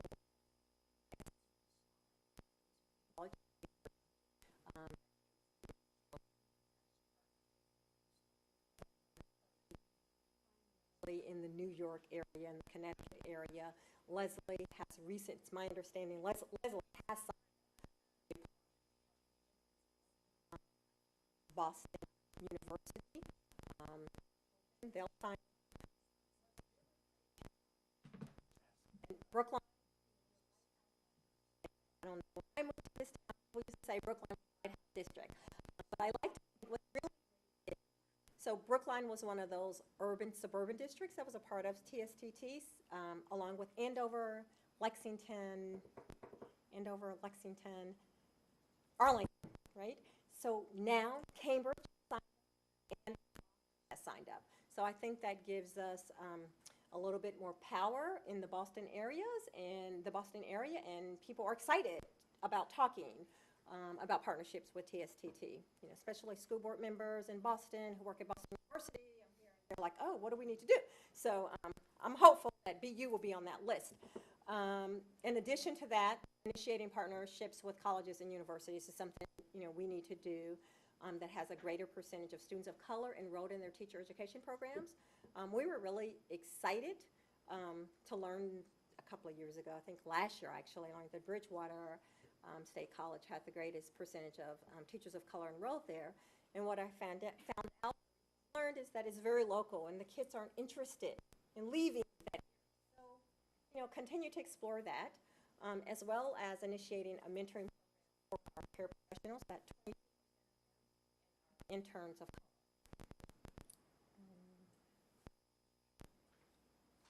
Ms. Cholowski. Quick question, on the paraprofessionals, they all have BAs now, right?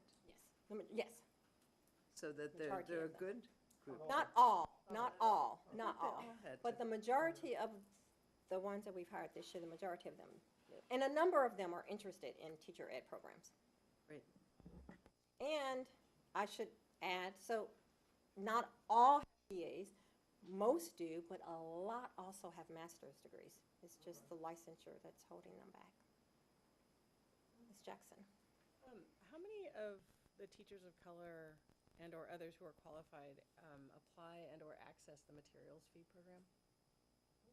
I don't have an answer to that. We don't have that here. We can do that, we can run that, that's not that difficult to run. I'm just curious to the extent that we use it broadly as a recruitment or retention effort for teachers, if it's having a positive or not at all effect on that particular population. So, just curious. Right. All right, it's a good question. Yeah, we can get those numbers. Yes, Ms. Charlowski.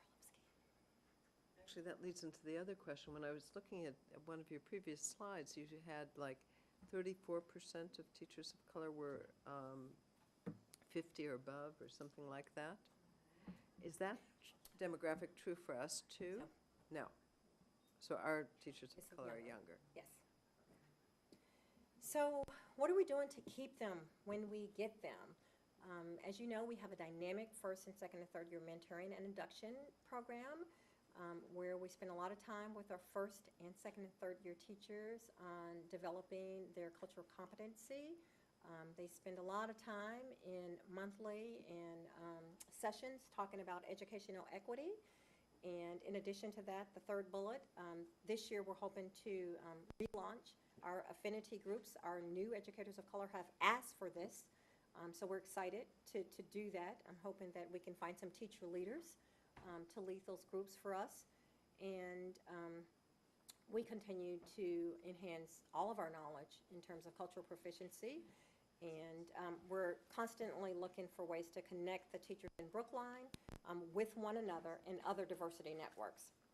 Mr. I have a quick question about the mentoring program for the non-professional staff.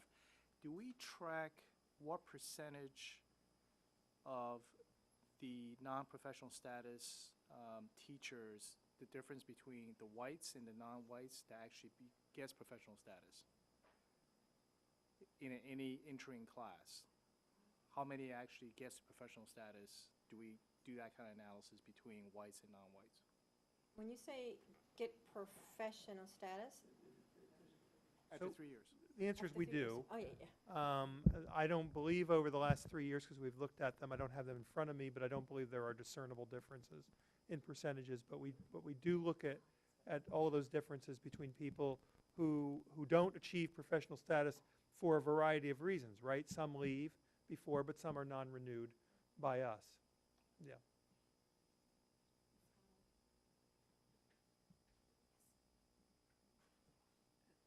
Since Dr. Jackson brought up the materials fee program, I have a question about that.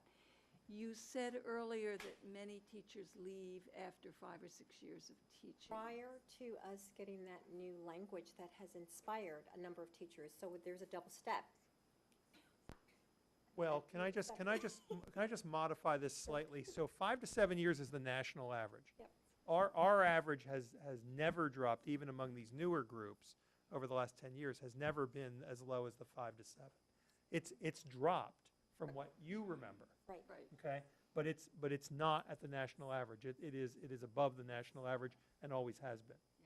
Because my question was, for teachers of, any teachers who have children in the materials fee program, does their rate of leaving differ from the rate of leaving of people who don't have children in the During program? those 13 years, yes.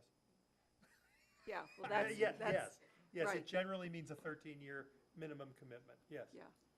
So one of the things that I would like to add very quickly before I wrap up to your question, Ms. Scotto, is typically, and we've fortunately with the support of Ms. Stott, we have an exit survey, and Eric Marsman in the Office of Human Resources, we're gathering a little data that's telling us something about what happens when people leave. And you know, there are a few big reasons.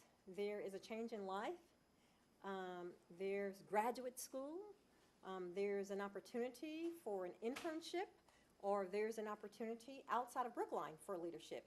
But generally, we don't have teachers who are leaving Brookline to go teach in a neighboring district that starts with the letter N or B. We get those people who want to come from those districts, but that's not a trend at all. Any other questions? Yes, So Mr. it looks like Glover. we have lots of questions. Who wants to start? Mr. Glover? Ms. Stone asked plenty of questions. Mr. Glover? They're all excellent. Mr. Glover? You'll have your chance again. Thank you, Dr. Helm. Thank you. Do we have a sense of how we're doing in terms of retention comparatively, teachers of color versus white teachers? I think we do have a sense. So when I just look at, in terms of this past school year, we did not lose any of our teachers of color. So from a year to year, we have more of that data from this FY14 and probably from FY13. I think their reasons for leaving are the same as white teachers. I haven't seen a difference in that. And question on a different front, I suppose, is do we have a sense of how we do? This is less of a retention question, more of a recruitment question.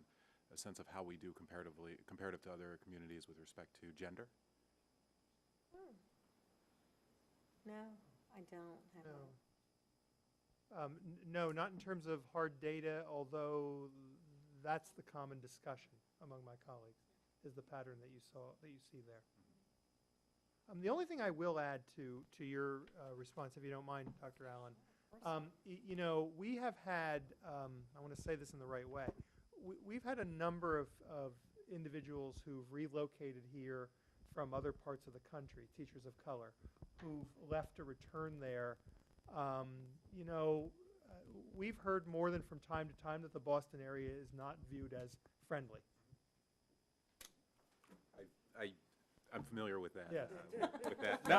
Not individually, but you know, as an attorney, Yeah. the same conversation Yeah. happens among attorneys. We've heard that. And I think a lot of professions.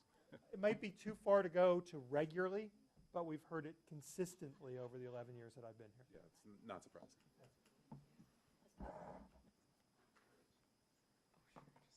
Thanks, Dr. Allen.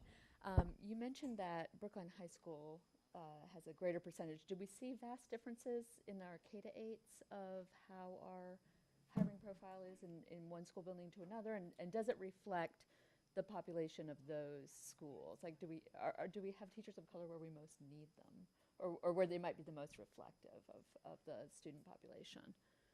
So we actually do have that data school by school, and I didn't bring it to the presentation tonight. And I would say that we can do better in some of our schools, to be quite frank with you. There are not as many teachers of color in some schools as there are in others. And I can also tell you, to the point that Dr. Lupini just made, people like to feel connected. And so it's hard to go someplace where there's one or there's none. And often in the district, and Mr. Chang, you may have been referencing this, maybe, I'm not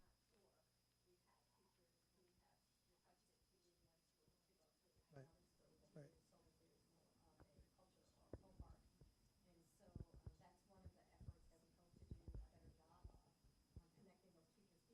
across the district, bringing them together. So if there's no one in my school, who can I talk to when I have an issue around race in my building? I want to talk to someone about the experience I had.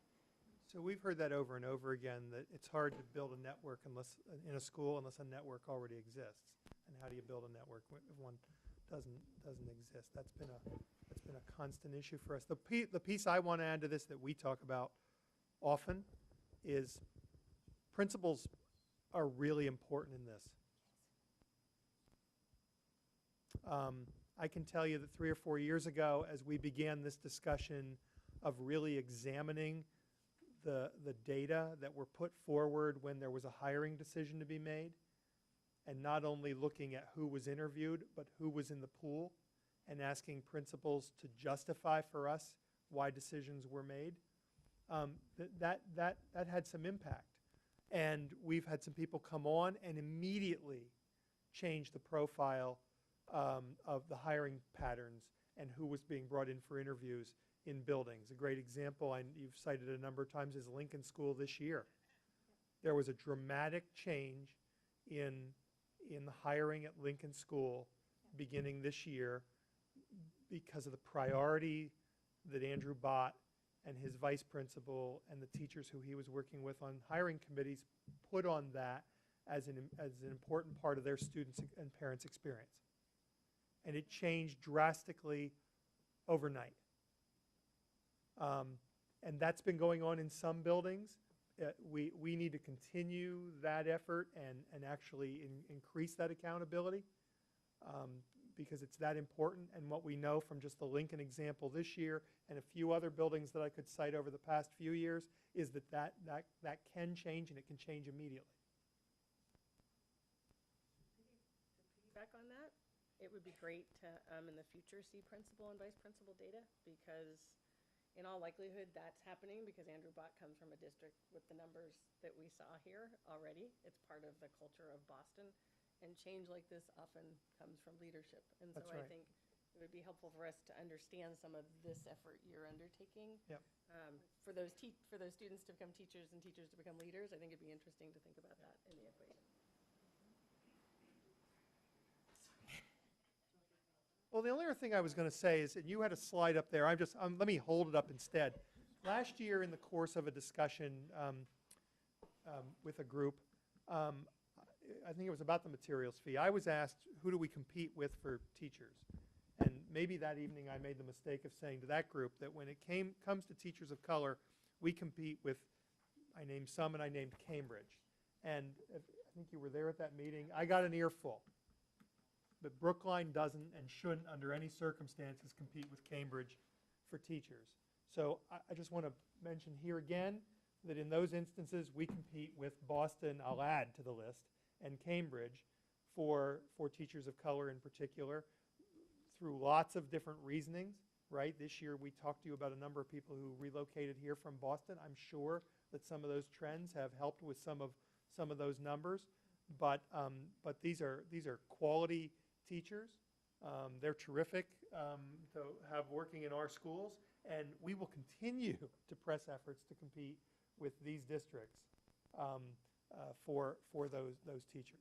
So thank you for putting that number up. It gave me a chance to reiterate that conversation from last year. Ms. Dunn? Thank you so much, Madam Chair.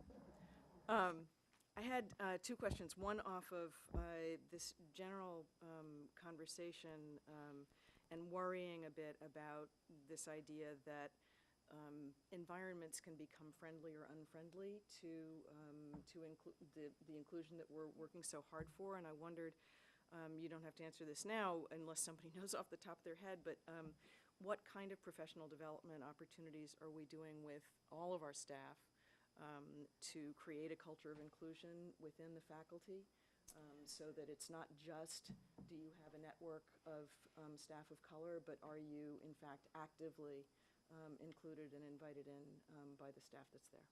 So, gosh, I can probably respond to that in so many different ways, but let me just try a couple. So, as you know, for years and years and years, we have, as a part of our ECHO collaborative relationship, we've participated in EMI, Empowering Multicultural Initiative, where all of our administrators, many teachers participate in that training, which is very intense. You go away, you come back, you do some work, and you come back. And so we've had feedback from that says, it's a lot. That's a lot to dive into for one training session. So this year, again, fortunately, that we now have a person in the position of Director of PD that can focus on some of these things that we have identified and matched with our core values as well as goals in our strategic plan, that we're offering a course this year on cultural proficiency. Helps that one of the professional standards has a reference to cultural proficiency. So there's that. We are starting to put some of that training in place at a district level. As it turns out earlier today, we had a leadership team meeting where a couple of the principals talked about their emphasis on cultural proficient training in their building, where there are teachers that are taking on learning about this in focus groups and integrating and implementing different practices into their day-to-day routines. So we also, hopefully, by the end of this year, will have a PD plan that has one of the priorities of educational equity and cultural proficiency. And anticipating our conversation about budget priorities, you mentioned, I was very interested when you talked about hoping to have the opportunity to do more reaching out, for example, to the historically black colleges. And I wondered if you had a sense, or at some point soon could give us a sense of how we support this work through our budgeting, and whether or not there are things that we have not yet thought about but need to think about, so that we're not putting you in a position of not being able to pursue things that are working, and that we need to really double down on. So that would be very helpful. So, we don't have that level of detail in terms of what's needed to do that, but we certainly can put that information together.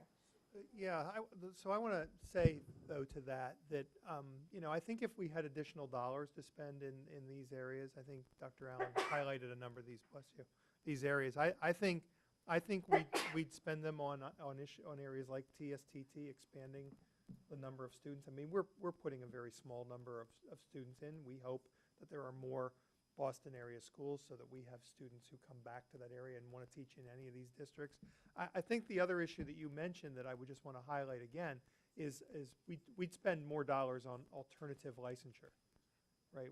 We'd find ways to take those paraprofessionals that we're able to hire and expand the opportunities through local licensure programs for them that are available.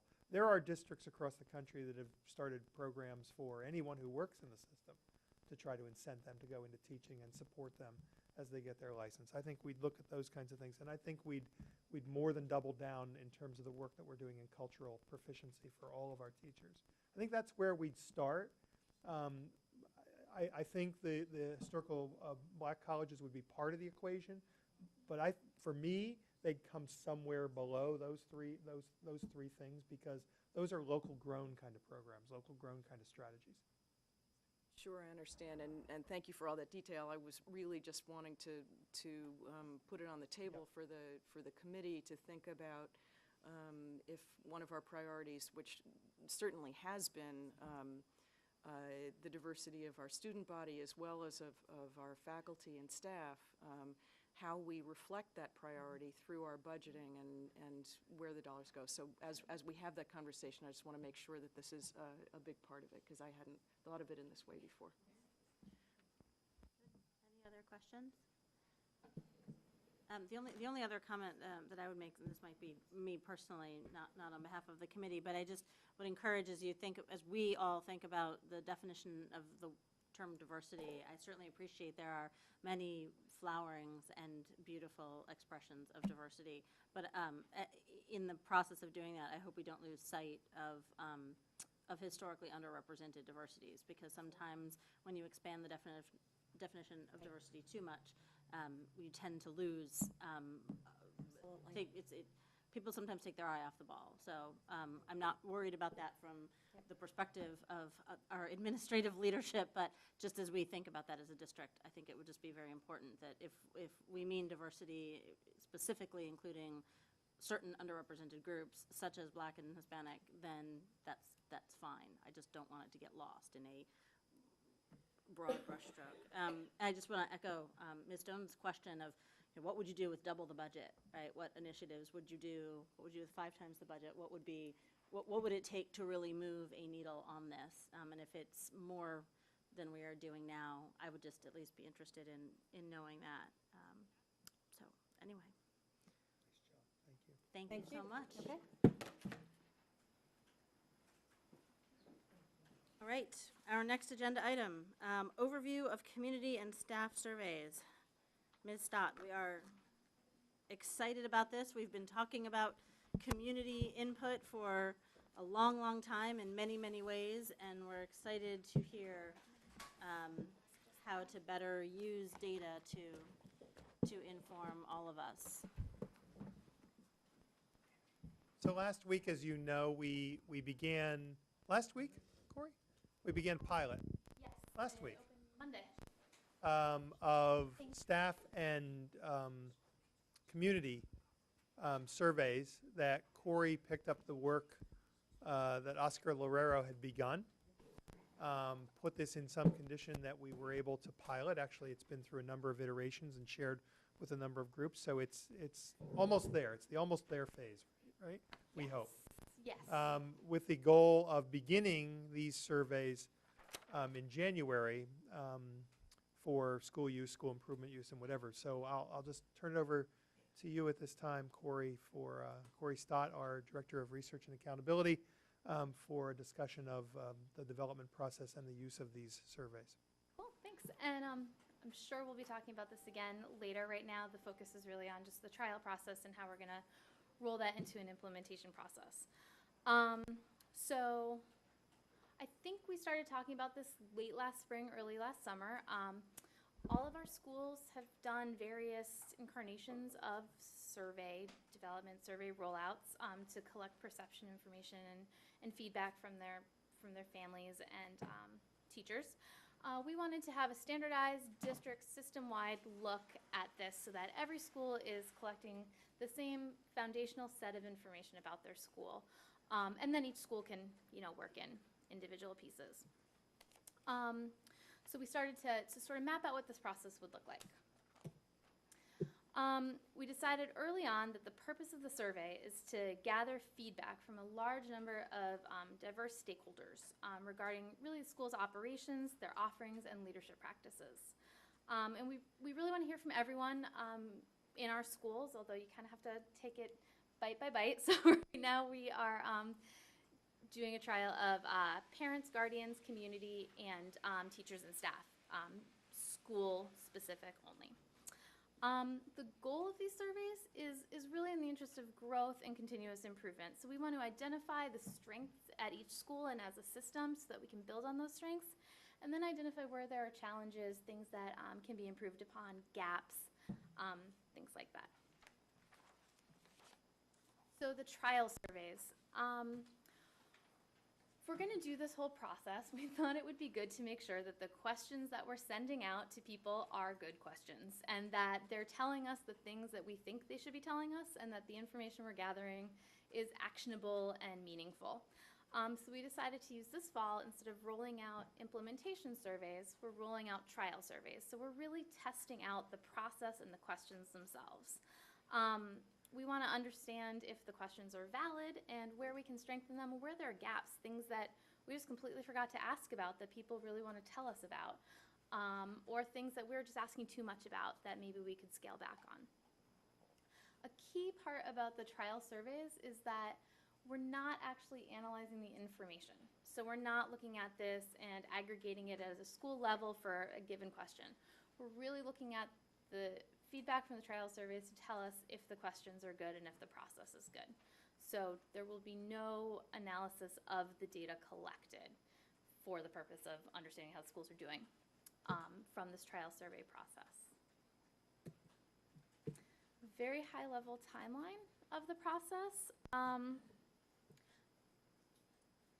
We sourced questions, so we went out and identified some nationally recognized industry standard good surveys that ask really good questions, and pulled all that together, made lists and lists and lists of questions, and we're on iteration probably 24 at this point of the lists of questions. Worked with the school leadership primarily to really narrow down what we wanted to ask in these trial surveys. Lists of the key sources that we used to gather the questions is here. We didn't just make them up. We sent out an email to the whole district saying, we're sending out trial surveys. You may or may not get one. It's random selection. Don't be alarmed if you don't get one, because everyone will be invited to take the implementation survey. And then last, I believe it was Monday, the 6th, those trial surveys were distributed. So I pulled everyone out of X2, and there were a few requirements. English-speaking households only, because we didn't want to go out and translate something that was only going to be used to test the quality of the questions. And you had to have a usable email address in our system, because we didn't want to print and deal with the mail just for the trial process. So chose 100 staff members and 500 parents, guardians, high-level student contacts to distribute the trial surveys to those folks via email on Monday. And then it'll close this weekend.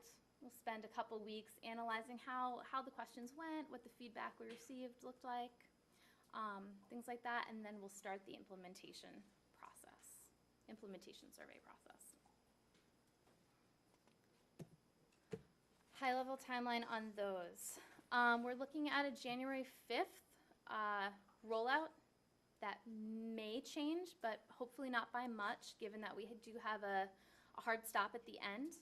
But at that time, everything will be fully translated. It'll be available via email for parents and community members with email addresses. We'll mail it to those who don't, and it'll be available in hard copy at schools and a town hall. So we're really hoping to make sure that we can capture everyone. However we can find you, we will get you a survey. There's a one-month window in which you can distribute the surveys and still meet this February deadline. And so because we know that school leaders have schedules, they have certain things going on in their schools, they might have meetings for the school improvement plans or with their school councils, we want to leave it to them to choose when within that window they want to send out their school's survey. But they have to close it by a certain date, and they can't open it until January 5th. And then the regular analysis, we'll get all of those analyses out to school leaders, out to school councils for school improvement plans, and everybody will be able to use their data to take the action that we were hoping that all these questions would lead to. So the early feedback, it's only been a week. The reminder to folks who haven't responded will probably go out, I think it'll be about tomorrow, maybe the next day, just letting them know they have a few more days if they'd like to take part. But right now we've heard from about 30% of staff and about 15% of parents, guardians as of this morning. Hopefully it's increased a little bit. But we've gotten some great feedback so far from people. People want more nuanced response options. So there was a 4 option scale. They want to be able to say 5 or 7 options to say, neutral or I kind of agree. So not surprising, but we definitely heard that from most people. And open text boxes. People want to be able to explain their answers. We've been asked to ask more specific questions about the curriculum, about some of those additional pieces in a student's life at school, like lunch, recess, homework, extracurriculars. A lot of requests to talk more about special education, and a number of requests to ask specifically about the school leader. One thing there that I will point out is that we randomized certain parts of the survey. So some people received surveys that asked specifically about school leaders, and some received surveys that asked about administrative team. And so we really want to understand how that looks when we get the answers back. People want to know that their survey is confidential, so being more clear about the confidentiality. Breaking out elementary and middle grades, and really offering clear ideas of how survey results can be used. So that's the very high-level overview of the survey process. Can I just be really clear about one part? So, so we have a whole nother aspect of this to go yet, right? And it's what's in the educator evaluation and involves student feedback. So we have that issue to tackle. Dr. Wender Shubo and I have talked some about that and what it may look like, and it's obviously part of collective bargaining. So it has to be dealt with in that manner. And I've seen what some other districts are doing with that in an effort to make it what it actually is. And the reason I'm bringing this up is because of the comment about principals. It's one piece of evidence, right? And I want principals and teachers, when we get to that point, I want them to use this information. I don't want them to feel threatened by it. I want them to use it for improvement. And I believe there are certain things you do with that if you want them to use it and not feel threatened by it. And there are certain things that you would do if you want them to feel threatened by it, right? And I'm looking to avoid all of those. So I've said to principals up front that, those questions that are specific to them, to me, are evidence of theirs to introduce in their conversations with me, right? in terms of their evaluation. I will say that most of them have said, I think it should be made public. I think those should be made public. I want them to be part of what my school council discusses in that school improvement process. Whether they feel that way or not, I think it belongs to them. I think that information, at least for these initial years of implementation, at least in some ways, belongs to them. So I respect that observation, and I also want principals to feel that this is information meant to help them and meant in their improvement efforts. And I hope that's how we, when we structure this, when it goes out in January, I hope that's what we've done with it. Thanks, Corey. Good. Questions from the committee? Dr. Jackson, Dr. Stone, Ms. Stone. I imagine you're, hi, thank you. This is exciting. And it is exciting opportunity to hear from everyone. I guess a couple thoughts. One, given your response rate thus far, I hope you're looking at length of survey and ease of completion as part of your assessment. And also the required reminder process, because it's hard. And I guess my other comment related to that is I'm a bit uncomfortable with the notion that principals get to decide when it goes out. I think the district will lose a lot of control over what happens and what kind of data you get as a result. So I would, while I appreciate the individual school calendars, I would just give some real thought either to, okay, if there's flexibility to when they do it, are there required reminder moments? What is the required stop date? Sort of how to make sure you get at least as robust data out of it, and don't find yourselves with data from one school that's like a 10% response rate versus like a 90% response rate. And you'll learn as you do it. I'm not expecting this to be at all perfect. These are just questions and thoughts that came to my mind as you were going through it. Can I just ask a question about that? Corey, my assumption in our conversations has been that whatever the period within that window they choose, that the way it's going to be rolled out, reminder letters, et cetera, looks identical. So, for example, the Pierce School may say, want to get it out there right on January 5th, and we may have decided this is a 2-week exercise. I'm making this up. The 2-week exercise would go from January 5th through January 19th. Someone who chose January 12th, it would go January 12th through January 26th. And every aspect of what happens within there in terms of reminder letters, et cetera, would look identical from school to school. Is that correct? Correct. Okay. Yeah. Does that help? Yep.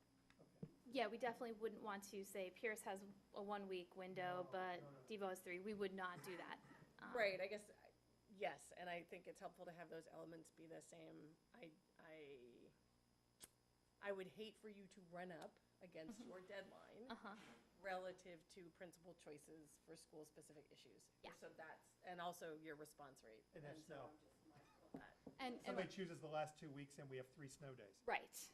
Those kinds Well, of if you're things, home, so. nothing else to do but Well, take you're a home. survey. Response rates would probably be better. Yeah. right? Thank you. Thanks.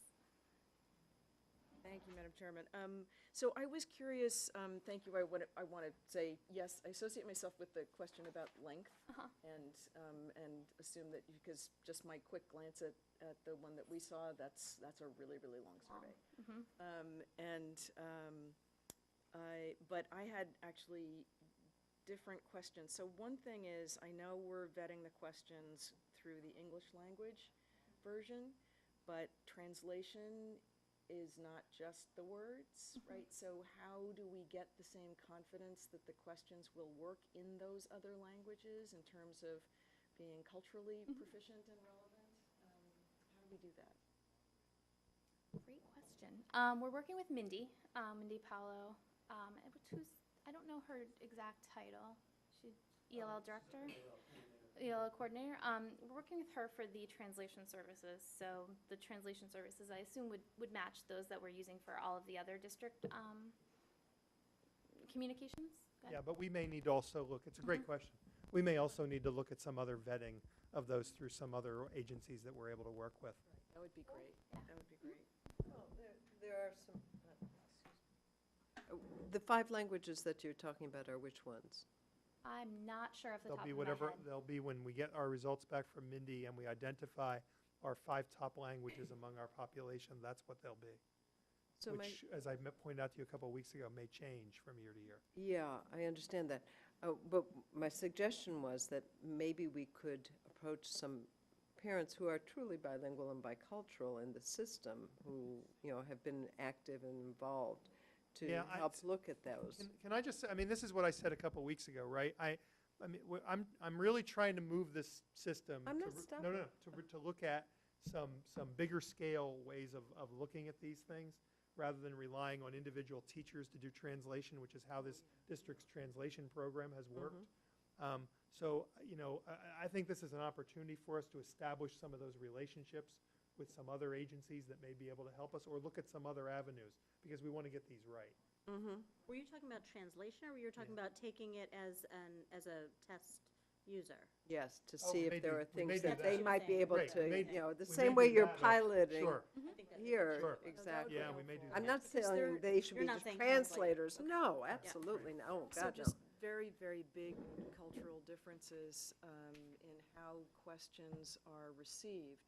Some cultures don't question leadership of schools, right? And so it's just, it's things like that, and down to the subtleties of language, and whether or not it really means the same thing when you ask it in a different language. So that was one thing.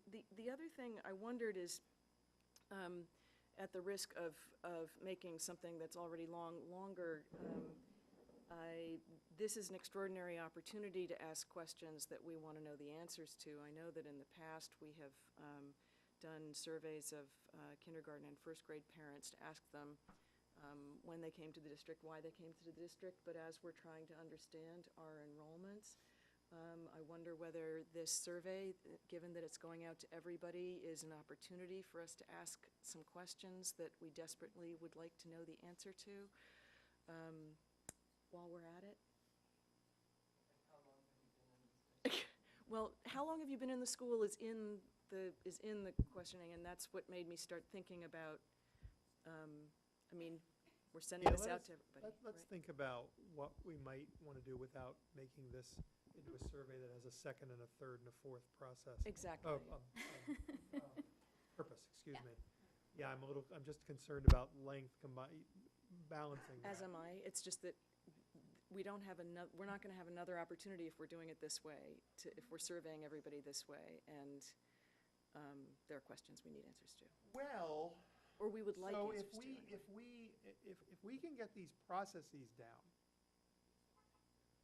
we do have the ability to do some other things within these processes, right?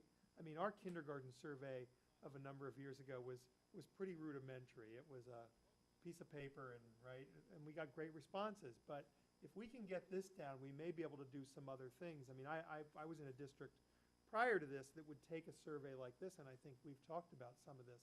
And you may get some interesting results around something. I always pick on food service in this area. You may get some results that make you wonder, I have these other 10 questions I'd like to ask given the results I got. And we would have the ability to do that here. So we would have the ability to do some other kinds of surveying. So I have one comment and then one question. So in following up on that, does it make more sense to do that sort of survey demographic type of stuff that we want answers to when people turn in their registration? Because then you get everybody. You don't, nobody gets excluded there. It may, and I know, as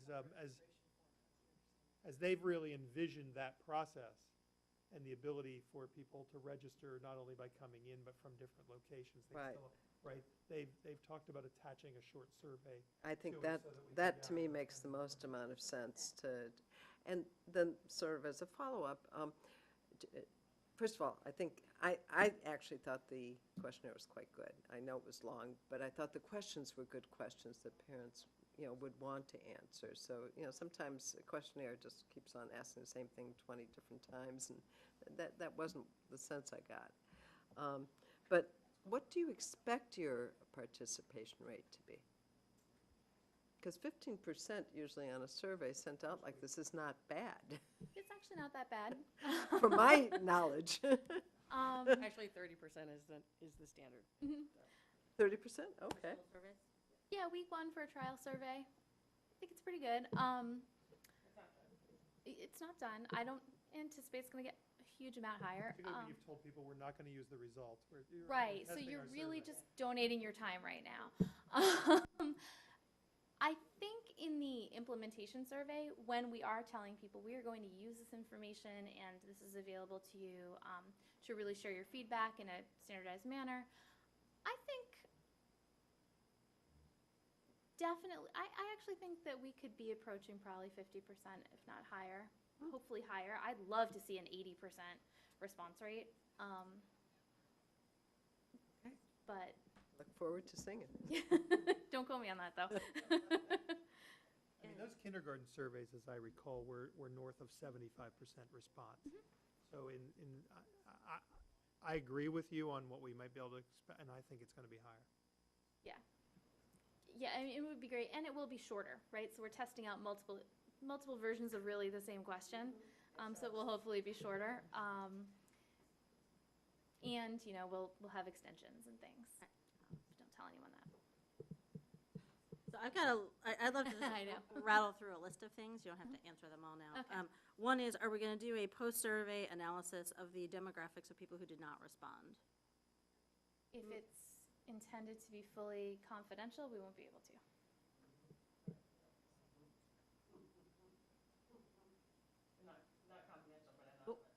But we won't, right, confidential is Or, different yes, from sorry, anonymous. anonymous. If it's fully anonymous, we won't be able to tell you who.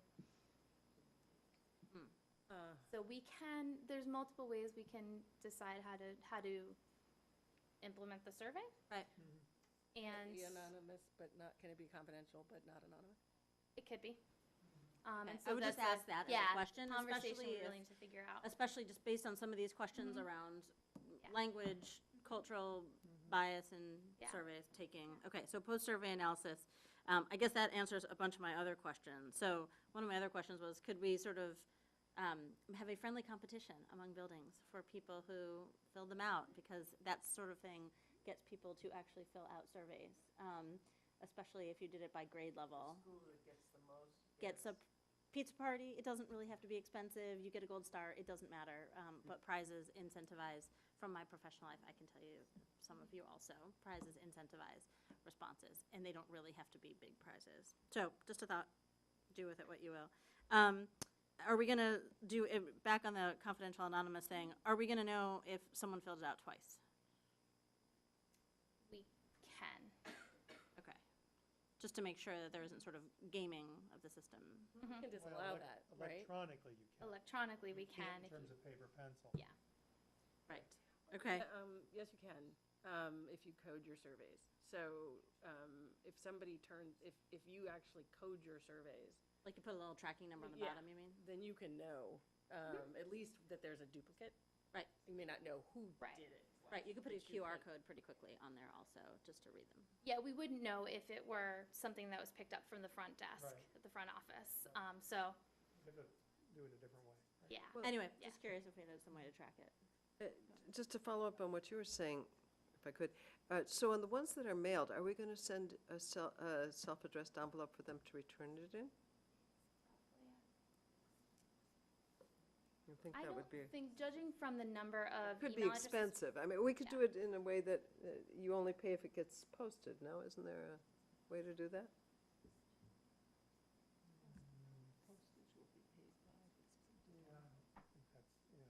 Judging from the number of Interesting. email, or of households that are missing email addresses, I don't think that there will be that many missed from email. I was wondering if, not, this, again, might not be possible, but sort of a survey of people who didn't want to complete it. So if we know who didn't complete it, say, we understand you didn't complete the survey, can you tell us a 2-sentence, or, you know, like, check the box as to why? It's too long. I don't understand. It's a survey as to why you didn't complete the survey. I know it sounds insane. And then, you know, like, no, I received your email and I'm not responding to you, like, is a valid checkbox. But like, even just to know that people, okay, so just an idea. I had, on the original one, if you have a child with two different if you have two children in a building, we talk about this? We've actually talked about it. Yeah, okay. So right now, the way it was set up is that it was one, if you're in a school, no matter how many kids you have one survey, and if you're in two schools, if children in two schools, you get two surveys. But what if your two children in that one building have very different experiences? What does that look like for you? We could, I mean, there are multiple ways we could set it up. So one way is we could set it up where you say, I'd like to take the survey a second time for my other child, and then it runs you back to the beginning. That's always a possibility. You could fill it out and put in the open text boxes. It's sort of a simpler solution, but less elegant. I just know that there are parents who, like, for example, they have a special needs child and a typically developing child, and they have very different building level experiences about those two children, or for some other reason, potentially. Okay. And then, I guess I'm still a little unclear about what will become public. Well, so again, we're still playing that out. Yeah. But it will be, at the very least, the majority of the survey, which has to do with the building, right, the school. And again, we're still playing around with this. And some principals have said to me, take this idea and set it aside. We don't like that idea, which is fine. So I've described it this way. If there's 100 questions and 10 of them are about my specific performance as the principal, those are part of my evaluation. They're separated out. They go to the principal. The principal owns them. They control them as a piece of evidence in their evaluation. If they want to release them publicly, have at it. If not, it's the other 90 that become part of the discussion with that school council. We've talked about doing that for at least the first number of years. 2, 3 is the number I've used when I've thrown it around. Again, I still need to discuss that more with them because, as I said, I got some pushback from them on that. And that's parent, guardian, or staff, or both? That's both. Both. That's both. Okay. I guess I would just encourage you to give some thought to figuring out what of the survey is appropriate, comfortable, has potential for school and or district improvement. If parents don't see the aggregate results somewhere, they will not continue to fill out the survey. So I would just encourage you to think about what to share so that the parents can see what the data was at an aggregate level that gives them some sense that there's something being Yeah, I think in any part of this that we've looked at, in terms of what we might even, and again, we're not there yet, but in terms of what we might cull out, I think what's in what would be released publicly absolutely does that, and gives the school council lots of great information to use in developing that school improvement plan. So I think it does that. Again, we're not there. We're not even there on this idea yet. But again, the flip side of that is I'm very, very concerned with this very, very new issue, right? This very new idea factoring in to a teacher's evaluation or a principal's evaluation and being used. And I have to say, I've been in some situations. We've had some discussions with some parent groups where there were questions that were very clearly gotchas. And I'm not interested in creating a gotcha. So you're right. We need to figure out what that balance is and how to make this as something that's about improving the school and about the principal being able to use it as another way to improve their performance. And we have some ways to go to get there yet. We're not there.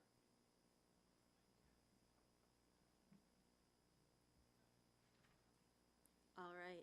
Ms. Oh, Can I just sorry, say go on. one thing? Sure. Well, I appreciate that you're not there yet. Much like the questions you're getting about confidentiality and sort of how do parents understand how that works, I would encourage you in very short order before sending it out to get really clear with folks about what they're going to see and what it's going to be used and how, and not wait until the data comes. So what I'm saying is... We'll absolutely be clear before we put the survey out. Okay. Absolutely, it won't come as a piece of information that comes after the release. We will tell people what we're going to do in terms of the public release before we ever put a question out to the public or to the staff member. We are so excited to have you on board, Ms. Stott. We are delighted for your expertise and all of your experience working with other districts and trying to sort out the best way to gather data. So thank you. Thank you very much. Thanks, Corey, nice job. Welcome. And I am personally excited to announce that we are within, if we do not have any new business, I'm so excited to announce we are within 6 minutes of our stated end time, which is my new record, Dr. Lupini. I think it is. By a mile. Unless there is new business, we do have need for an executive session.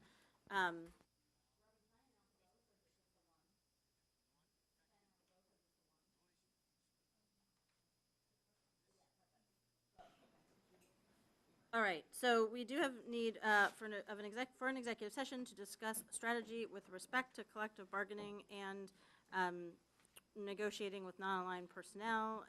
Ms. Quinn, can you pull the committee? Yes. Yes. Yes.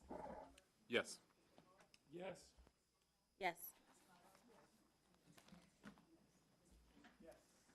Thank you very much. If we can all proceed expeditiously into the other room, and from there we will adjourn after going out.